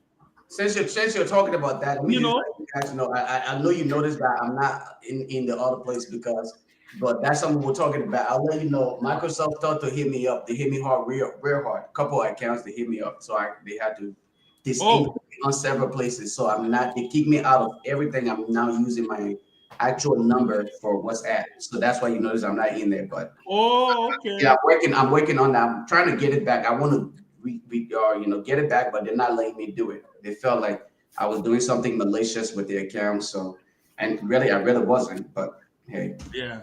There'll be a scientific polling for the Nima election on Friday. Y'all get a polling. It's scientific. They're not food people do not polling. Not food people. Yeah, we are polling. We follow it. So yeah, so thank you for bringing it up, yeah. So I can finally talk about it, because I think I talked about it. I think that I talked about it earlier in the show, but a lot of people sometimes tune in towards the end. So yeah, so people, I'm not going back on Spoon. I'm not leaving. I didn't call Stanton to beg him to go on Spoon. And truth be told, I think he was maybe playing around, because, like I said, I watched it. He was laughing. Look at Kev. Look at that nonsense Kev writing here. Look at the nonsense Kev now. Right? You are buying a closing argument. And you can work. We are buying a closing. Don't mind Kev. But like I say, we wish Spoon well. Enough of that pushing out too. Look how she pushing out. What she said? She said, Not pushing out. But we wish them well. And listen, I wish them well. Like I said, it's a proud thing to see our offspring, what we gave birth to, what we worked hard to build. We see some good people on there. Some people who are, people who I have a great deal of respect for. My The told us not to go back there. Well, sometimes that's how. The told to leave when we were there. That's how. Peabody, I'm trying to be a diplomat. You can't. Peabody can't be a diplomat for 2 months. Supposed to leave. American man, ain't give a damn. Yeah, I agree. I think Stanton was doing April Fool. But I do really believe, and I told Kev today, because when I started getting the calls, I called Kev. I said, Kev, what am I hearing that Stanton said about me? He said, I don't know what you're talking about, So I said, you know what? Then I said, but let's go. I want to go and watch whatever they're talking about. So I went back and watched it, and I laughed. It was just funny to me, because, like I said, what I saw was that I really think Stanton really missed. He missed us. He really does. And if Stanton is listening, you are welcome to come on the closing argument. Robert is here. Lofa is here. All your guys are here. We get guest. We can come as a special guest. And that would be a good deal. Let him come as a special guest. Let him come. He's welcome to come. Let him welcome to come. It's just that Robert said we get cool. Let him come. He can come here all day. No one's going to close. No one's going to. No, but it's a good thing, Joe. Maybe I'll thank you though for holding everything. So I beg your people, you take it easy. I saw somebody writing one long note today, having high blood pressure. Ben, don't do this to us. I'm like, really? Like, why are you taking these? Yeah. All right, guys. Well, you guys have a great night, man. Good conversation, guys. Yeah. Have a good night. Peabody, they say you're the difficult one. No, I can't speak my mind. But the funny thing, that Peabody that won't carry almost everybody to that show. That Peabody, Stanton, and what her name? Reverend Martin. They don't want to start at the Gawk and blessing anybody Sunday thing. Yeah. Then so he missed Peabody. Yeah, then I got pulled into Then coming in George. He said my boy would try once in a while, In fact, Peabody was the one who was instrumental in getting Kev. Because Peabody is the same Kev the link. I remember very well. So Peabody the original person. In fact, the other day. What I was saying, over on Spoon, some of the people who thought to leave the jam now, they can't miss one day there. They'll be cussing them out. Yo, Dr. Peabody out here doing shit. Don't mind Peabody, he got fussy. They'll be texting, I got all the text messages here. They don't want to miss one day. You see that? I'm coming in, and you said there's one sharp mouth person in there who used to be begging you inbox. Oh yeah, one that He did research. If I at that time still don't want to when somebody say, my man, don't bring that man here, don't bring that man here. Don't bring that man. I said, my man, let me make him talk about it. He said, no. I beg you back. Hey, you know, still right? Still was so bad. Still was so bad. We had something called Spoon 101. When still don't want somebody to come on that show. Now I said still don't mess up. You did tell you. Yeah. That's why I said Robert, that's why I said he missed us because we used to coordinate. He would be like, he would say, stay time in the chat room. He would say, by the time the person start talking, play there. They start talking to him, that he thinks he would kind of the chat room. Spoon 101. Every time you know the method go across, technical difficulty. That person got technical difficulty. That was a fun time there, though. He should have just listened to you. But now the whole thing will be fixed. He should have listened to you a long time. I mean, in all fairness, you know, I can understand it was an election. Everybody was hyper. You know, listen. I mean, I've been in this thing too long to hold. So now the closing argument is here to stay. Of course. I mean, listen. This is look, come here. This is a brand. I'm not bragging here, but cases I went around Liberia. Of course. They would say Peabody, closing argument. What's the new Spoon? Closing argument, just like that, all over. And you're right, Peabody, whether we like it or not. And the truth is, Spoon is also we're always going to be associated with Spoon, right? Yeah. But people have also caught up on the closing argument. And by the way, the name closing argument, everybody know how the name came out. It was Tomalin George. The name closing argument was supposed to be a segment on the show. And I remember Tomalin told me, he said, Ben, no matter what we do, wherever show we start, towards the end of that show, we must have something called a closing argument. Because you remember we wanted to call the show Crossfire. But then there was a show on Truth FM called Crossfire. So that's when I said, but then when you said closing argument, I said, well, Tomalin had a knee right there. We need to have a retreat anywhere. North Carolina, PA, everywhere. We need to have a retreat for closing argument. We gotta do that. On Saturday and come back Sunday. We have come back Sunday. Yeah, we can do that. This guy is organize it, but I think she fasted Eugenia, right? Where Eugenia? What's this in Lofa? I go ask Lofa. No, Lofa, what's Eugenia? She's in Illinois. Wow. Oh, but that's Chicago. That's not far. That's Chicago. That's not too far. Not far. It's not that far. And the good thing about where she's at, in fact, in Chicago would be really nice. Right, it would be really nice. You can go to Chicago. You can go to Minnesota, and there's Wisconsin right there. That would be perfect. My company headquarters is in Chicago. I go there all the time. It's a beautiful place. It's beautiful. I would love us to have a reunion in Chicago. Yeah, I mean, Chicago is nice. Yeah. I want to give the opportunity to other fans that live closer, from state. So maybe in the tri-state area. So let's do the first one in the tri-state area around where you guys are. Me and Lofa would drive. Lofa led driving business, so I would just go to, because the only man I know that I can drive from North Carolina to New York. So I will leave halfway. By the time we get on the route, I don't want to do that thing. I will go. My highest driving at 4 hours. Not more than that. Big. Kev said we might include Spoon in the radio too. Yeah, Kev, you are invited to the closing argument radio. You are founding. Well, let me tell you one secret now. You can't get that with Kev. When Kev key on Spoon, right? Yeah. There were time the structure. When I send the link to Kev, yeah, I was sending a link to Kev. That Kev will call that. How many key on? Nobody would talk. And nobody would talk. So how you gonna link? Nobody would say. Bro, that's still no boy. It's a bad boy. Bro, me tell you something now. You're still all right. You'll meet a guest. You'll hear a guy will talk good. They'll talk good. Say, my man, the guy will be happy to come on the show. When come on the show now you mess with you. You send message with smart ass. Everybody say, oh, I'm making a question. But I'm making, Malu go on Spoon, eh? Oh, the man, Malu have good consider the man. Good one, everyone fine.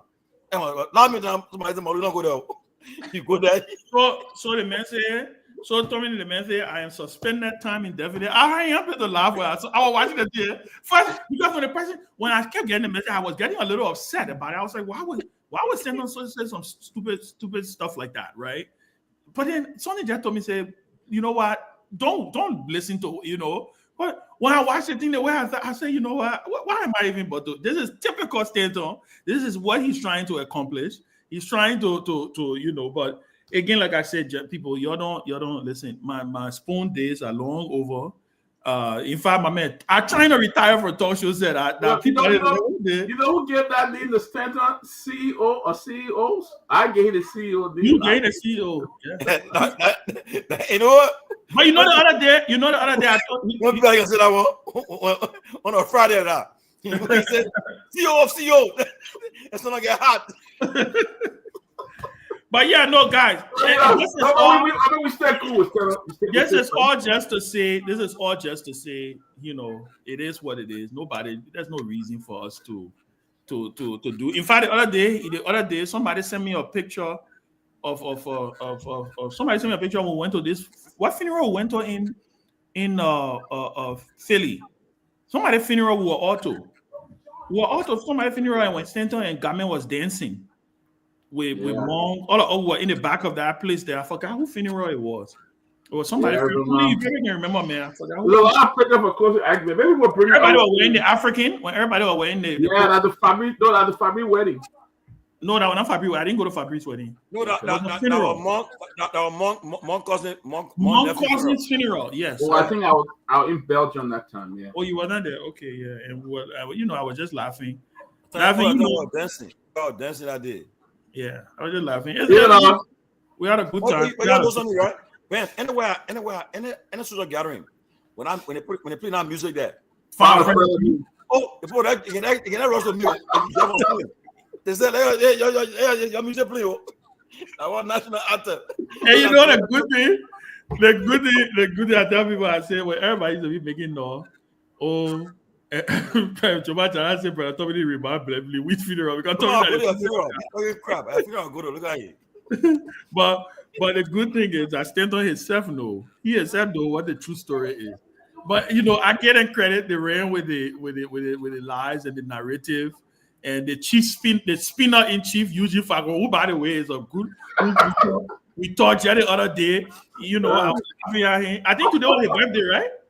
Today was his birthday. I actually need to say message if the day passed already, Morovia. But me, Amos, who said we don't have peace with Stanton? We would have talked. Once in a while we joke. Oh, what exactly? Why are they making it? No, I keep telling people, why are you guys? There's no. We gotta bring to the peace because we got no beef. There's no beef. Nobody has a problem. All of that spoon remains the biggest platform. And we've been going just what? 1.5 years or 1.5 years. I don't know how long it took us to build spoon. You know, it took a year.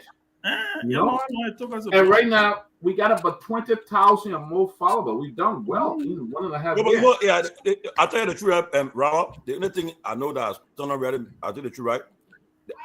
I'm very sure.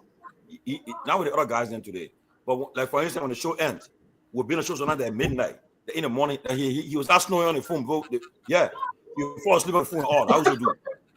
Peabody, Ben, Peabody, Kev, myself, you will fall asleep on the phone. We'll talk about everything. Yes, you know. But I'm sure that I want to think you're missing right now because. Okay, you know what? Maybe for peace one day we'll bring. NIA United Party boy, you were getting fell offer. He fell with that. One day he didn't. Oh yeah. I mean, but listen, I think you guys brought a lot to the platform. Yeah, you did. I just don't like the way things unfolded. No, I agree with you. And for me, things unfolded. Yeah. How many people? I give I'll tell you right. What going through that thing? Robert stood by us. I won't lie. Robert defended our team. Of course. Yeah, again. You know, he was very so, because the truth of the matter is there is nothing that we said to Stanton that he did not end up doing. Absolutely. Everything we literally said to him, he ended up doing. That's it. Now, I do give the United Party guys the credit because they saw an opening, they jump into it, made it look like to say, oh, and we wanted to take CDC, we wanted to take, can you imagine people are saying, they say, Jowea told me to go take spawn from them. I know that I can run radio station. I know that I got the time or the energy, and people actually bought that lie and believe that silliness. So Benjamin Sanvee wanted a radio station. I know that I can run radio station. You know what we're gonna do? You know what to do? We're gonna have a show one day where we say what happened. No, we won't talk. There's some people who couldn't believe.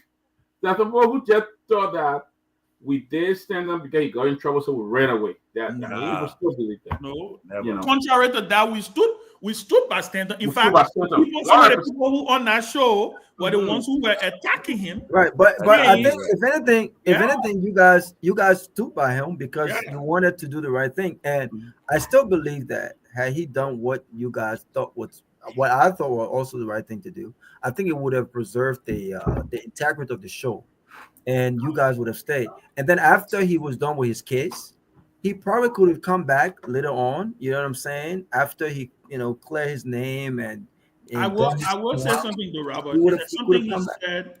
He did an interview, and I got a chance to watch the interview. He did some one-on-one interview with what a boy on Diamond, right? He said something, and I can own up to that. I don't think I ever thought about that until I heard him say it. That for him, the show was therapeutic, right? That with everything he was going through, he felt like we were asking him to give away something that was therapeutic for him. And that was not the case, right? It was not the case where we were telling him to give up his show. No. The thing was, some of the things we talk about, we say, let's move the pictures from on the flyer. They ended up doing the same thing, right? You take a step back, take a little break, because we were being hounded on a daily basis. When you're talking about Sendon kids, when you're going to talk about Sendon, that's why I said some of the same very people that sit on that platform today. And some of the topics really contradicted a lot. Exactly. Because they were talking about corruption in Liberia. Exactly. And so we had and then you could talk about all the corruption cases while he was the host, talking about these issues, but no one would talk about his own issues. Other platform, meanwhile, was speaking on his issues, but no one else would talk about it. And so, let's also talk to somebody. Remember Class Reloaded? Why was Class Reloaded started? Class Reloaded started because they wanted to counter what we were doing on Spoon. And it was so fascinating to see how, in the end, all of them jumped over and started acting like they were in love. They were in love. They were in love with Spoon, But with all that, with that being said, all in all, listen, I wish my friend stand on with us, but well, I know he was playing. We there's no bad blood. It is. The CEO of CEOs. I don't have anything. But we're not doing no. Say our man. We'll talk once in a while. I was laughing. You should see. You have to go watch it the way he said it. They see. How he can talk, right? The Benjamin Sanvee. I thought of Ben. And Ben wants to be my friend. Yeah, he said Ben wants to be my friend.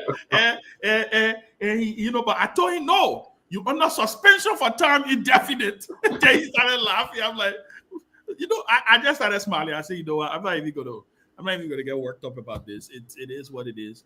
It's showbiz. Stand on at showbiz, man. He lived for showbiz. So that's what he does. But guys, it's fascinating, man. Great show, man. Great show. See you guys. We got the stream back up and running. I think we're good. So tomorrow we got Chris Oneniga, my brother, my big brother. Chris Hayes Oneniga. Special envoy for the president. For the record, Chris was one of my strong supporters when I ran for the Senate. Chris was a strong supporter. Raised money. He printed T-shirts. I remember Chris, when the night before election, Chris was in the middle of the night, 2-3 o'clock in the morning, driving, distributing, paying the poll watchers. Wow. Even on that day, the day of the election, he was driving the food around to give the sandwiches that was made. I met your man. No, Chris is, but listen, I tell people all the time, Chris is a big brother to me. We haven't talked in a long time.